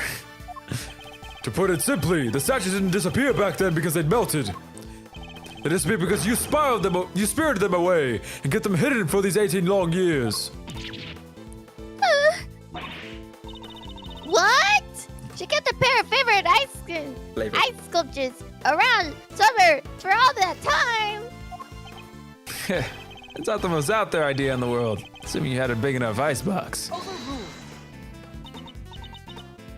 Quiet, all of you. Miss Bound, do you have anything to say in your defense? So you've already learned that much. Should I take that to mean that you admit having hidden the flavored ice sculptures in question? No, I admit to no such thing. You haven't proven that I was the one who took those statues away. And you won't, because it would have been impossible for me to do so in the first place. The police were already here when they disappeared. How could I have done it without them noticing? How indeed. I don't know how exactly you did it, but I'm far from ready to say that it was impossible for you to have stolen them away. You're a very persistent man, aren't you, Mr. Edgeworth? I am indeed. I won't stop until I get to the truth. I see. Then I'd better tell you exactly what I did the day 18 years ago. Run it back. What I did that day. The whole time before judging began, I was waiting upstairs in our living area on standby. During the judging, I had to go change the camera's film cartridge for Samson. Before I could take the camera back to Samson, I discovered Mr. Frost's body. Later, around when your father arrived, I began to make the rounds and serve tea to everybody present.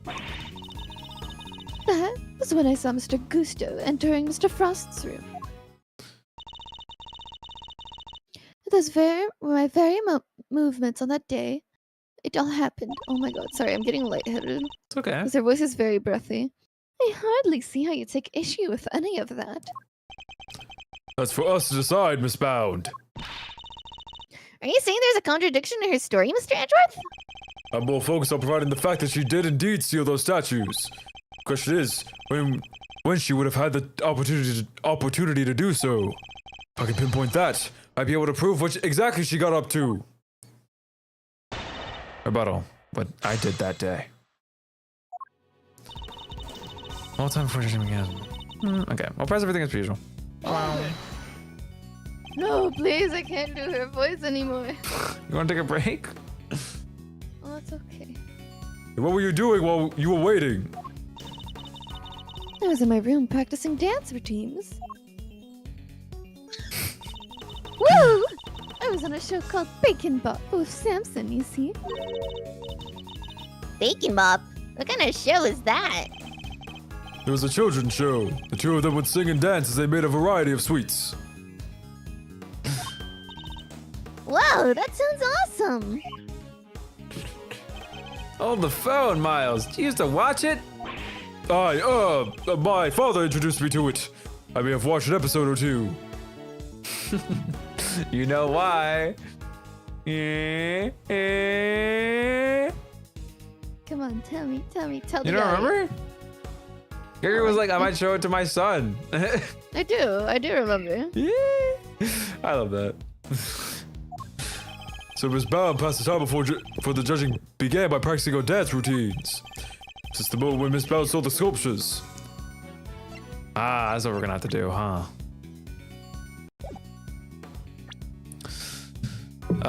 So what are you doing? So before I was waiting upstairs in another room. So this isn't possible because we know the sculptures are still there. That can't have been the moment she did it. Better listen carefully to what she says. I'm just gonna have to go change the camera's film cartridge for Samson. You okay? Yep. Okay. Ugh. Were you the only one who was able to move around freely during the judging? Well, I wouldn't say freely exactly, but I was able to move around easily in the More the easily. contestants. Yes. Even so, I could hardly have spirited the sculptures away while Santa was standing right there, could I? And I ran straight to change the film as soon as he asked me. I wouldn't have had the time. So changing the film and the camera as requested by Mr. Takaroa. Is this the moment when Miss Bounce saw the sculptures? That can't have been the moment she did it. Better listen carefully to what she says. Or I could take the camera back to Samson and discover Mr. Frost's body. I don't think it's this either. You entered the room containing Mr. Takaroa's work before bringing the camera back to him, correct? Yes, I had saw the sound of something collapsing.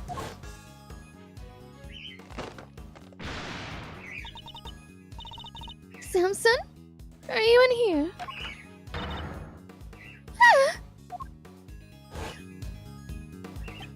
The sound of the chocolate shit falling over after a certain someone took a bite out of one of the supports.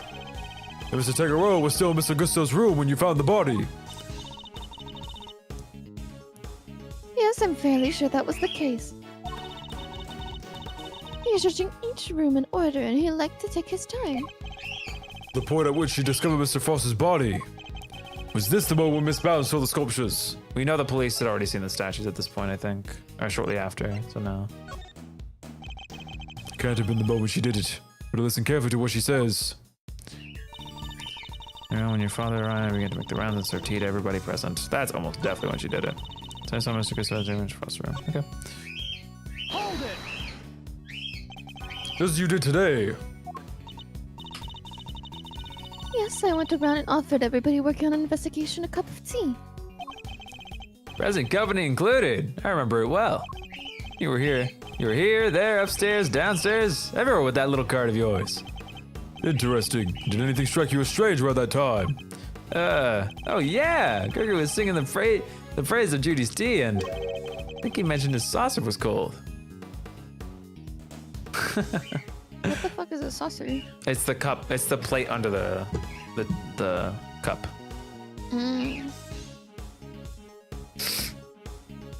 Also, wow, I can't believe that. Did you remember that detail? Now that it's mentioned, yes, I can recall it. I recall it being too. mentioned, no. But it wasn't in my brain. That's a really, I love saucer was cold. foreshadowing stuff. That's a great foreshadow. Was this the moment when Miss Bounce saw the sculptures? I mean, it was, but we're not going to do it yet. I want to see the last press dialogue. So Mr. Gusto entering Mr. Frost's room. When exactly did you see Mr. Gusto entering the victim's room? It was while your You got so this. lightheaded. I'm sorry. It was while your father and the others were investigating the room where the body was found. Gusto said he went That's in me. there with the other. Oh, sorry. It's okay, rest your voice. Gusto said he was in there to get back a photo of him and Frost and their kids. Because he didn't. Oh, this is K. Hold on. Take it down. Sorry about it. I can take a water break too.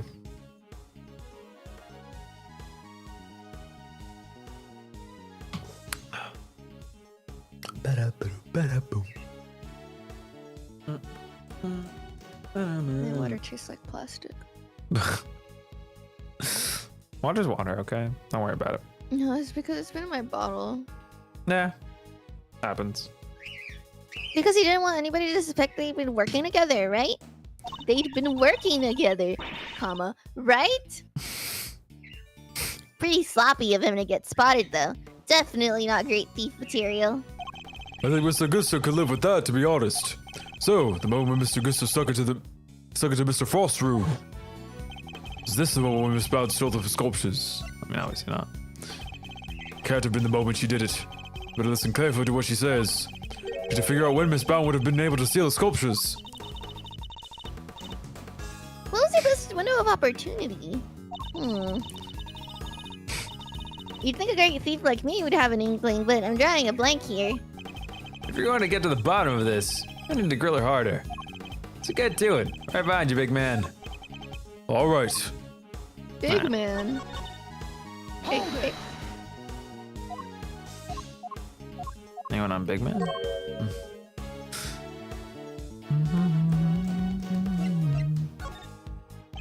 Miss Bound, I believe this is when you stole the sculptures. I hate to contradict you, but the fountain room was full of witnesses at that point, Mr. Fender included. Are you suggesting that I somehow got the sculptures out of Mr. Frost's room right under everyone's noses? Pick your words carefully. That is precisely what I'm suggesting. What? Miss Bound stole those ice sculptures. She did it by hiding them here. What's up? Sorry, I'm like lightheaded. It's okay. She said, do you think I'm hiding it right under everyone's noses? Yes, you literally are.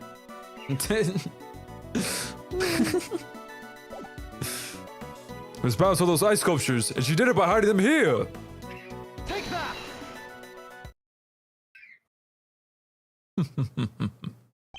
My father and Fender had no idea that one of the sculptures was mere inches away from them. Because it wasn't just a tea set you were pushing around, Miss Bound, but a hidden ice sculpture in a glass case. Surely such a thing would have been impossible. How could a case of that size fit in a serving cart? It would have been spotted immediately. Immediately. Who said anything about a serving cart? What? I'm not sure I follow, Mr. Edgeworth. Oh. She was pushing around the lift cart and put a tarp over it. She wasn't using the serving cart at all. Oh. Is he?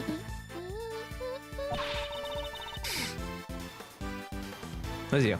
Oh, what are you suggesting she used instead?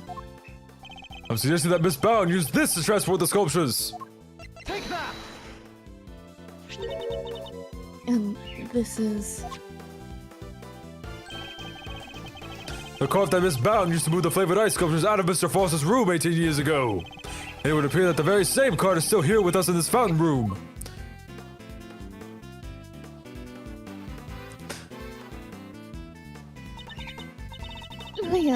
We originally bought it for the use in the contest.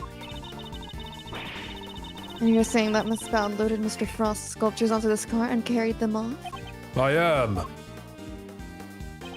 As you can imagine, all we need to do is lay a case on its side, add a tablecloth, and it'll look exactly like a normal serving cart, thus allowing her to move the sculptures around freely. Can it be? Holy moly! Of course! That's why the saucers were so chilly. They were sitting on top of a big block of ice. Judes! How could you? Impressive. Then again, you are Mr. Gregory Edgeworth's son. I should have expected no less. There isn't a scrap of evidence that I stole the sculptures all those years ago now. And yet, I knew no matter what I said or did, I'd always be under cloud of suspicion. So you admit it? You admit that you stole them from Mr. Frost's room? Yes, I do. I took those sculptures and their glass cases out that room 18 years ago.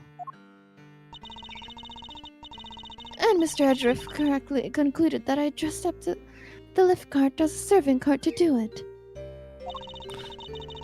And slipped in and out of Mr. Frost's room while I was going around serving tea to everybody. In the end, I'd removed not only the sculptures, but the flavored ice zodiac blocks as well. Zodiac blocks. I feel like I've seen them for myself before. Yeah. Oh, Hey! Hey, guys. Cameo, hello. I love the cameos.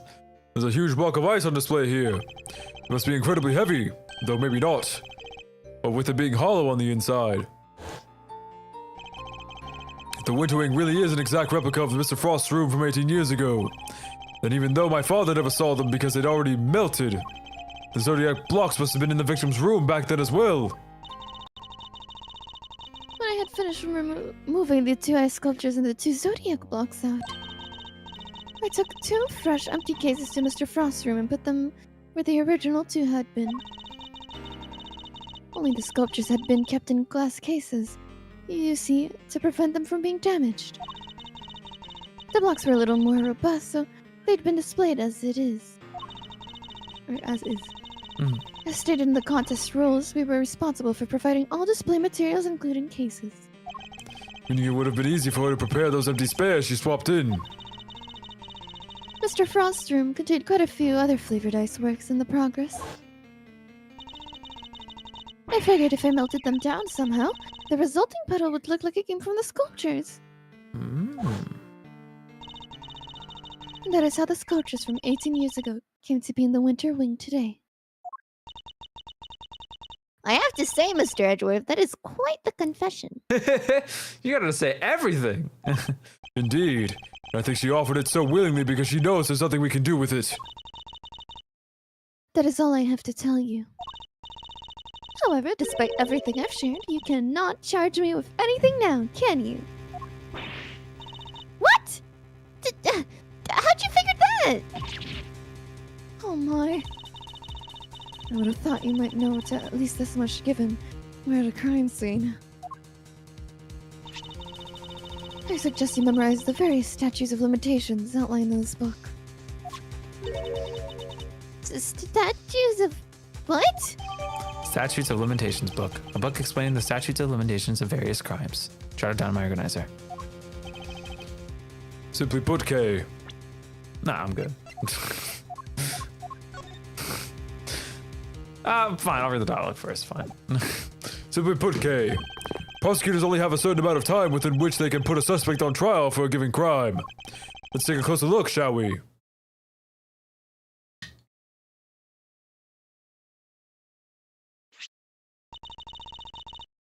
So it's different for every crime.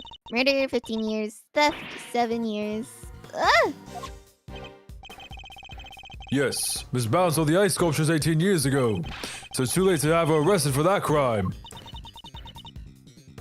I don't believe it. Theft is a serious matter, especially when it involves the removal of evidence from a crime scene. However, as you yourself pointed out, Miss Bound can no longer be prosecuted for her crime, rendering your revelation rather pointless. Wouldn't you say, Mr. Edgeworth?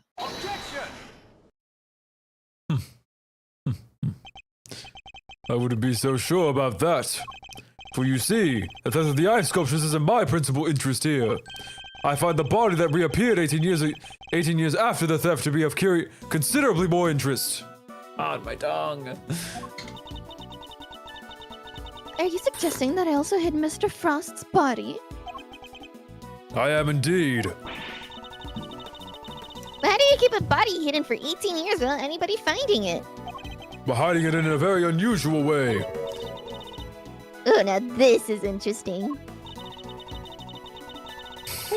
Are you telling me that you know where the body has been all this time, Mr. Edgeworth? It's not such a big leap if you think about what Miss Bound has told us already. Let's just say it wasn't just flavored ice that she removed from Mr. Frost's room back then. Very well. If you are confident in this claim, let us put it to the test.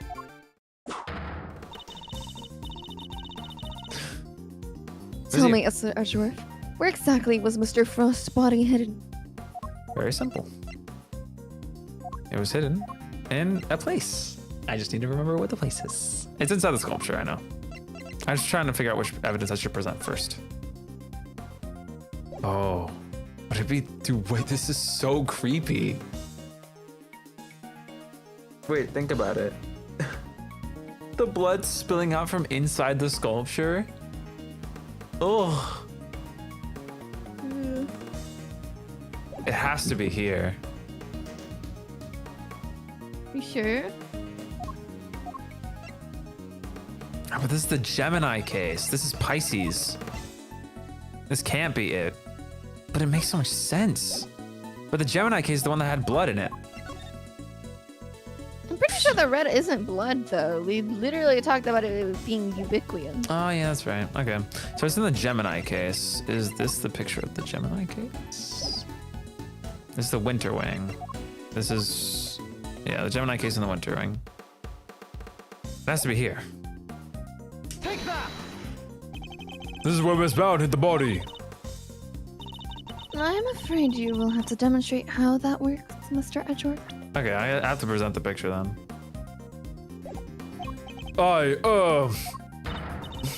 Come, show me how exactly your body could have been hidden there. Oh, she's right. Wouldn't work at all. You have nothing to contribute to the investigation. Perhaps you could wait outside for us to finish. Forgive me, Judge Gavelle, but if you just give me one last chance. I must, but do not try my patience any further. Alright. So it has to be the picture then. Take that! A photograph of Mr. Frost's works. And of the victim's body, Your Honor. You will have to forgive me, but I don't see what you mean.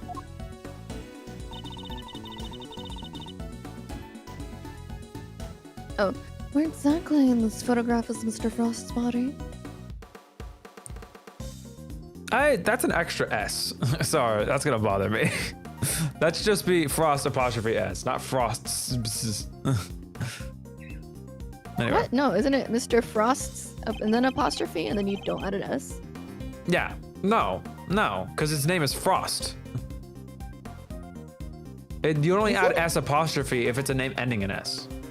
Oh, it's because I thought his name ended in S. That's what I mean. There's an extra S in there.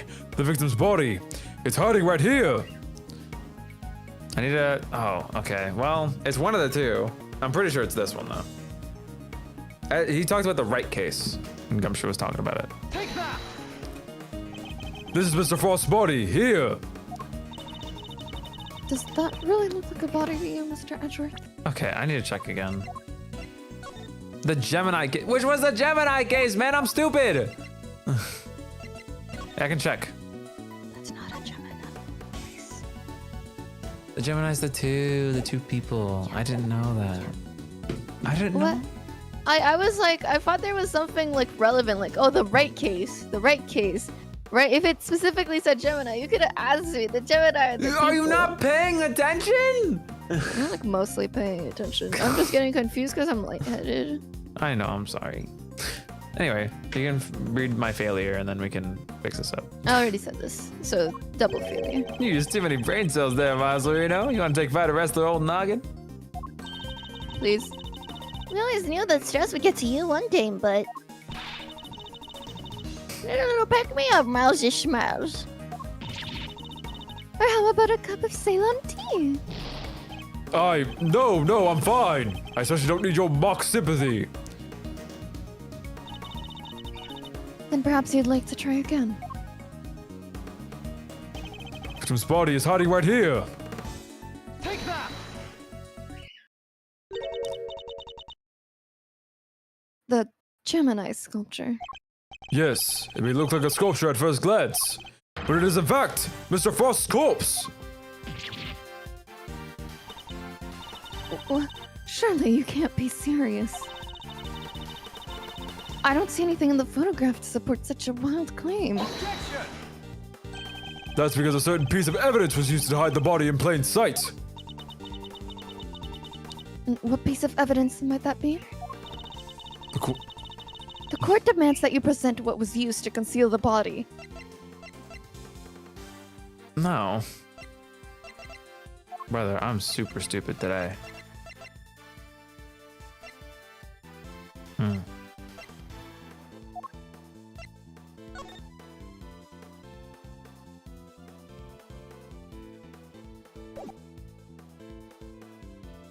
Isn't it just the statues again? He's in the statue. I feel like I'm I going. can't think. I feel like I'm going crazy. Take that! This was used to conceal the body. Is that so? I didn't know. Seems to me unlikely. Mr. Edgeworth, won't you tell us more? Please go ahead. You have the floor. No. Are you going to sing on a response, Mr. Edgeworth? I can help you if you like. Thank you, Kay, but there will be no more singing. There had better not be. We do not have time for this. Now give me your answer or be on your way. Court demands that you present what was used to conceal the body. Am I stupid? Take that! One of the cloths from the auto war. Yes, when it's made to glow in just the right way, it's so visually convincing. You might mistake it for ice. Oh. Seriously?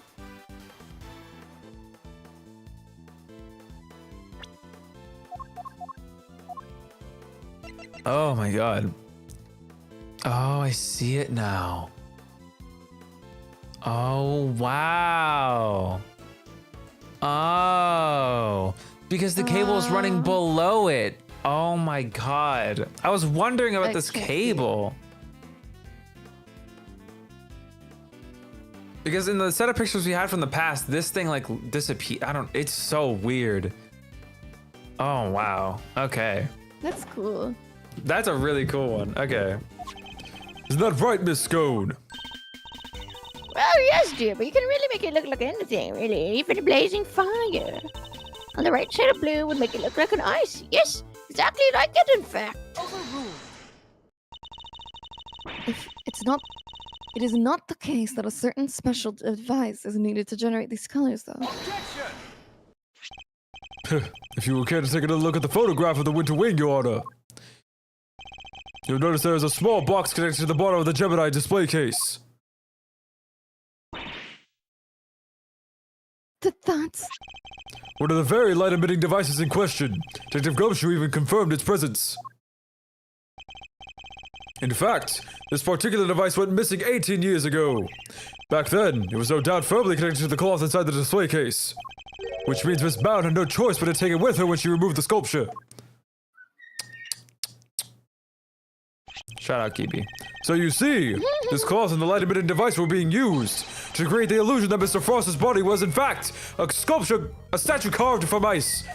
My tongue! No! This can't be.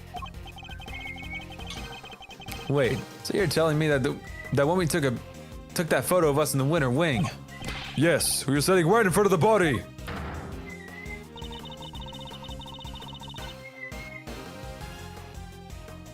But the body and cloth were both covered from the fountain. Recovered. Why were they there if the body was supposed to be in the winter wing disguised as a sculpture? Because there would have been no mystery as to how the body had been hidden if we had found it as it is. Miss Bound needed to remove Mr. Frost from the winter wing in order to throw us off the scent. Ridiculous. I don't recall sneaking around behind our backs to throw a body in a fountain. No, and she didn't need to, because she had another method at her disposal. Her trusty lift cart, the same cart that had proved so useful in executing our original theft. And the cloth that was on top of it was the luminous cloth. Oh. I believe she wheeled the body into one of the other wings and floated it down the stream to the fountain. The frozen body, being quite solid, probably got stuck somewhere along the way, which is why only the cloth appeared at first. The cloth Miss Scone discovered. And then the body followed afterwards once it had thawed enough. It's an ingenious theory, Mr. Edgeworth. But can you prove that it was me? It seems a little unfair to expect me to accept your accusations without proof, don't you think? What about an eyewitness? Do you think someone might have spotted her when she was moving the body? As a matter of fact, I do. And the contradiction in the piece of evidence I was provided will shed light on exactly how Miss Bound moved the body as well. Larry! He needs to stop doing this. He needs to always stop showing art pieces as his proof, because this has been like 4 times now. Absolutely, yeah. Well, Mr. Edgeworth, do you have any evidence to support your allegation? Of course. I have a piece of evidence. I have a piece of very compelling proof right here. Then please present it to the court.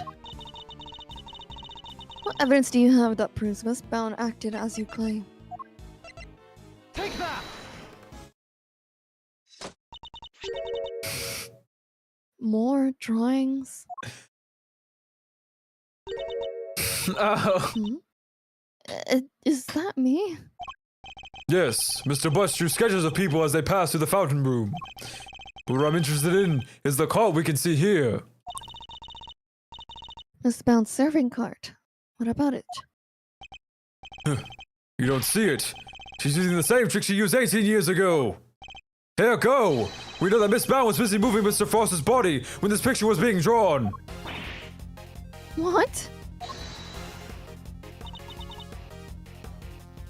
If I may. I don't see Mr. Frost's body anywhere in that sketch. All I see is a picture of me delivering chocolates to everyone. Really? Then allow me to direct your attention to the color of the tablecloth, Miss Bound. I'd originally thought that Mr. Butts had made an error, but he's assured me that that couldn't possibly be the case. My God. This tablecloth appears to be light blue. Yes, a shade of tablecloth that Miss Bound doesn't seem to own. The cloth only appears to be light blue due to the body hiding just underneath. But the shape of the cart is perfectly rectangular, just as one would expect. Surely it would be immediately obvious if the tablecloth was being draped directly over the body. Not if the body had been placed inside one of the hollow zodiac blocks in the winter wing. Place one of those on the lift cart, and it easily passes muster as... Oh my God, it easily passed muster as a regular serving cart, wouldn't you agree? Goddess of justice!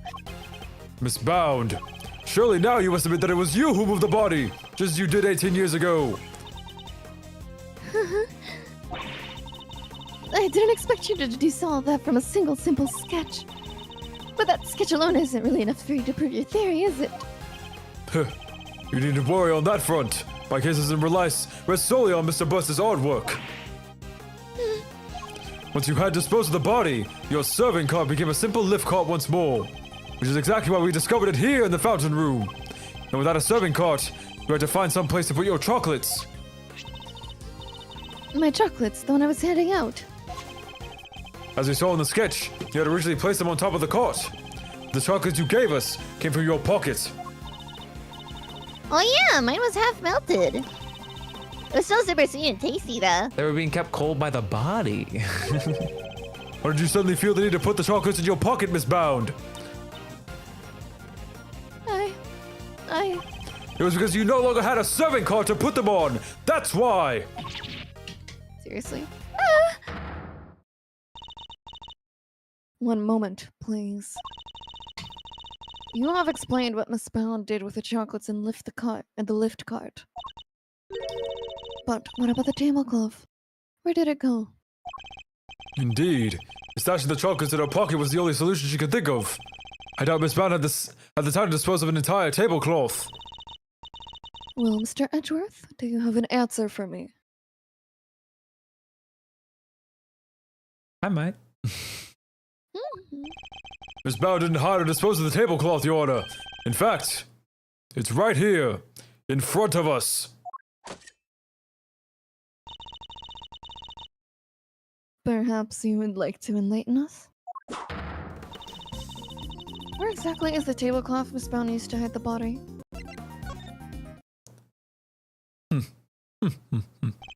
Miss Bound has the tablecloth on her person, and in plain view, in fact. In plain view? No, surely you don't mean...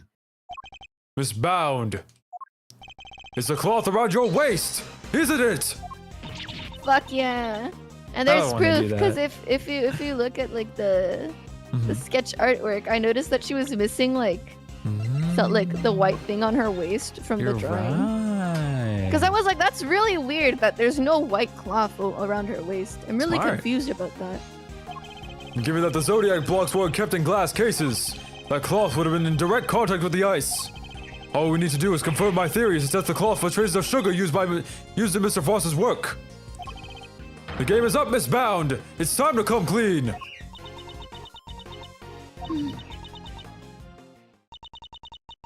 You won't need to test the tablecloth.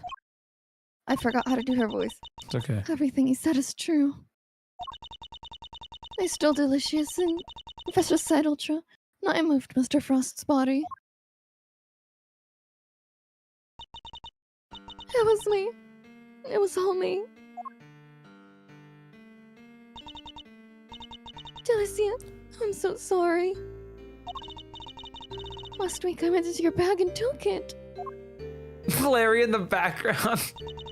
And then I put it in his pocket, hoping to make it look like he tried to do it himself and... He also made sure to leave no fingerprints but yours, just in case the police suspected foul play. Judy, are you? Oh gosh. But Judes, why?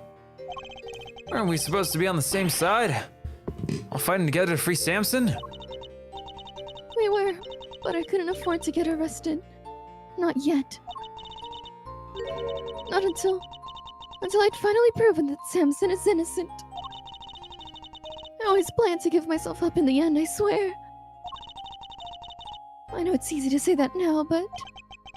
Why do it in this way, though? It's not like you. I'm so sorry, Mr. Fender. I caused you so much trouble. I've been the guilty party all along. Ever since that day 18 years ago. Are you trying to tell us that the true culprit in the IS-7 incident was you? I committed a terrible crime. I took the sculptures and I stole them for purely selfish reasons. The moment Mr. Frost died, they became more than mere entries at a confectionery contest. They became the final works of Samson's favorite artist. I couldn't allow them just to melt away. Not before he came home. And that meant I couldn't let anyone near them. Not even the police. So I hid them. I knew it was wrong, but I just had to. I put them in the cold storage room for safekeeping. But what I had actually done was far worse than anything I could possibly have imagined. Because I would have thought that Mr. Frost's body itself was posing as one of the sculptures. So she didn't know about the body when she stole the sculptures.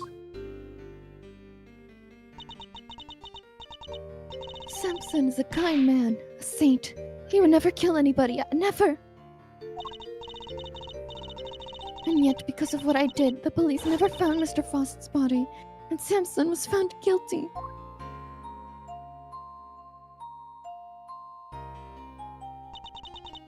After all he'd done for me, he was my family, the only family I'd ever had. He was the most important person in the entire world to me, and I... Judes. After his conviction, I was forced out of our home. I was finally able to return only a few days ago, and when I did, I went to cold storage room to check up on the sculptures, and that's when I saw it. Mr. Frost's body. He'd been there the whole time. Of course, by that point, the statute of limitation had expired. So I did what I did today. Because it was the only way I could think to make things right.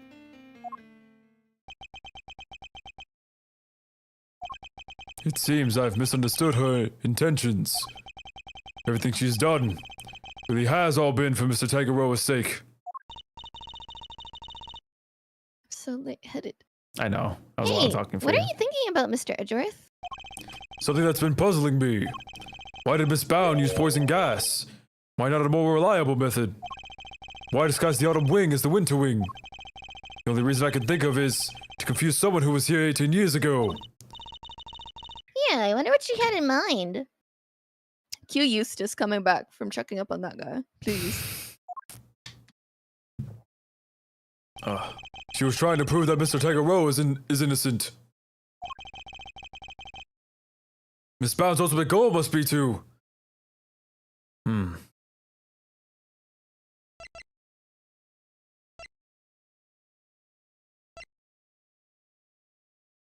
I mean, it'd be one of these two, obviously. What are you thinking? I can't think. My head hurts. I know. Sorry. I think what makes the most sense.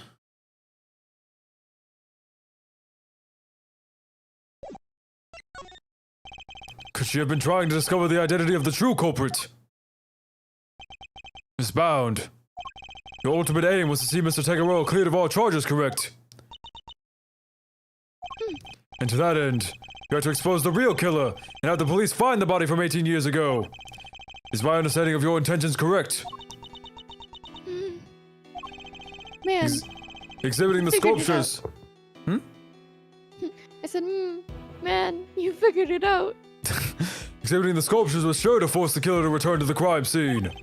After all, they were the only person apart from you who knew that the body was hidden in the icework. So they would have freaked out thinking the body was about to be discovered and come running, yeah? Exactly. But Miss Bound ran the risk that the killer might successfully cover their tracks this time. In the worst case scenario, they might even have been able to remove Mr. Frost's body from the scene. So how could she lure the true killer into revealing themselves without putting vital evidence at risk? Oh, I see what you're getting at. You're saying that's why the autumn wing was all winter wingy. I am. You were betting on one thing, Miss Bound, weren't you? That whoever opened the Pisces case you had so carefully disguised as the Gemini case will be the real perpetrator of the IS-7 incident.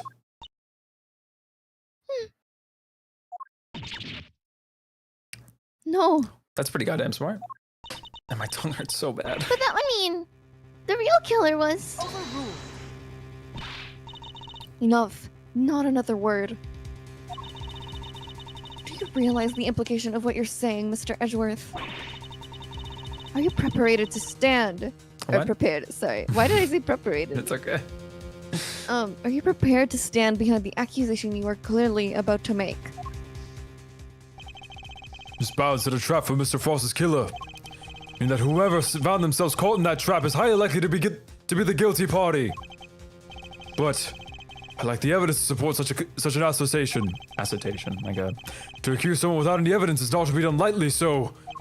Should I really go ahead and make my accusation and name Mr. Frost's killer nonetheless? Of course we do.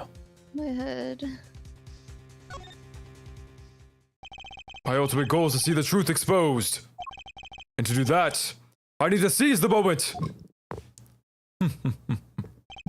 Yes, Judge Cavell, I am prepared to stand behind my accusation. I know exactly who was to blame for the IS-7 incident. Mr. Gusto, the victim of the poison Taka gas is the perpetrator behind the IS-7 incident. Gusty? Wrong accent, sorry. It's okay. Mr. Gusto. Miss Bound, as we have established, you know that the opening of the gallery will lure in the real culprit. And you set up the poison gas trap in order to catch them. Do you dispute the facts thus far? You're a very impressive man, Mr. Edgeworth. Just like your father. And of course, you're absolutely right. Then perhaps you could tell us exactly what happened in your own words. Of course. I have nothing to hide anymore. So I might as well tell you everything. Just as you said, I set a trap here in the gallery to try and catch Mr. Frost's killer.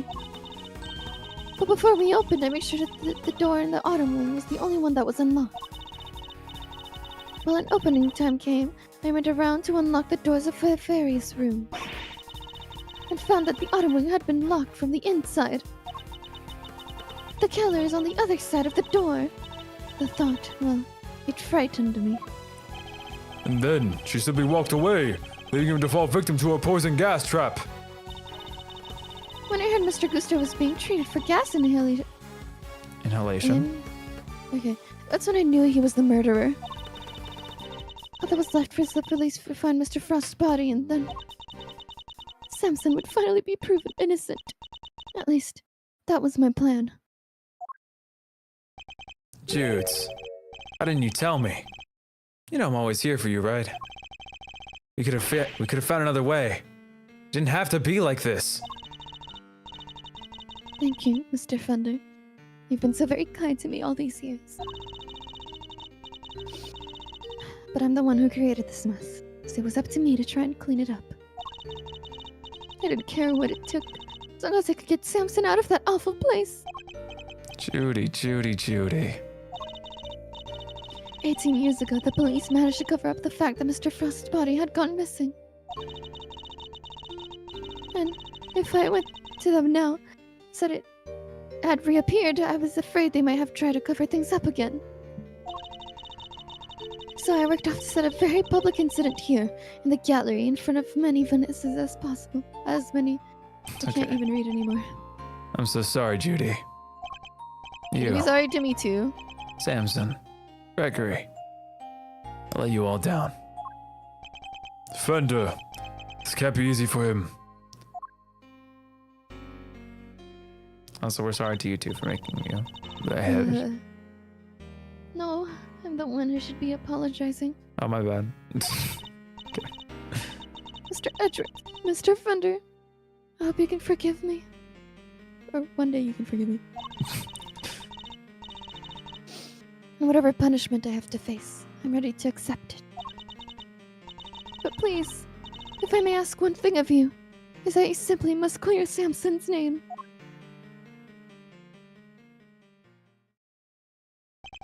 The way the truth of these past 18 years had come to light was unexpected, to say the least. And yet, it only set us down a path towards an even more shocking end. Ha. My head. You want to stop here? It's a pretty good place to stop. You want to stop it here? Yeah. That sounds good to me. That's all right. I'm really sorry that you're so lightheaded. I apologize. You okay? You think you can at least close out the stream with me? Yeah. Okay. That's going to be it for today's stream. If you Ace Attorney goobers enjoyed it, drop a like down below because that's what the like button's for. Hey, if you want more Ace Attorney, we got you covered. Today's Wednesday, man. We got Ace Attorney queued up on Friday. Don't worry about it. We got you covered. Well, we'll be finishing off episode 3 today, or on Friday. You get the point. And hopefully starting episode 4 and getting through like the first third of it or whatever. I will be live again tomorrow, by the by, for some Splatoon. Splatoon's finally getting the third kits update. Now I'm gonna be checking it out with a bunch of people. Yippee! I hope my tongue feels better because I'm wincing as I speak, and it's really hard to focus because I keep feeling. I feel like I'm gonna like hit with like a little taser in the side of my cheek. It's the worst. Aww. I hate it here. Wee woo taser. Aw, weird taser. But we do voice acting in Ace Attorney anyway because it's really fun. Woo. Anyway, you're right, Nick. There's been some great twists and turns. I hope everyone who's been watching has had a great time. Shout out to all the people lurking. I know the stream has a lot of lurking population. I hope you guys enjoyed. I like the liquors. You guys are cutie. I hope you guys enjoyed it. Anyway, we're done yapping. I'm probably gonna go eat and cry, and you're gonna probably go eat and cry. I'm not gonna go eat. I'm going to catch my breath and then eat. And no, just cry. Can you please eat?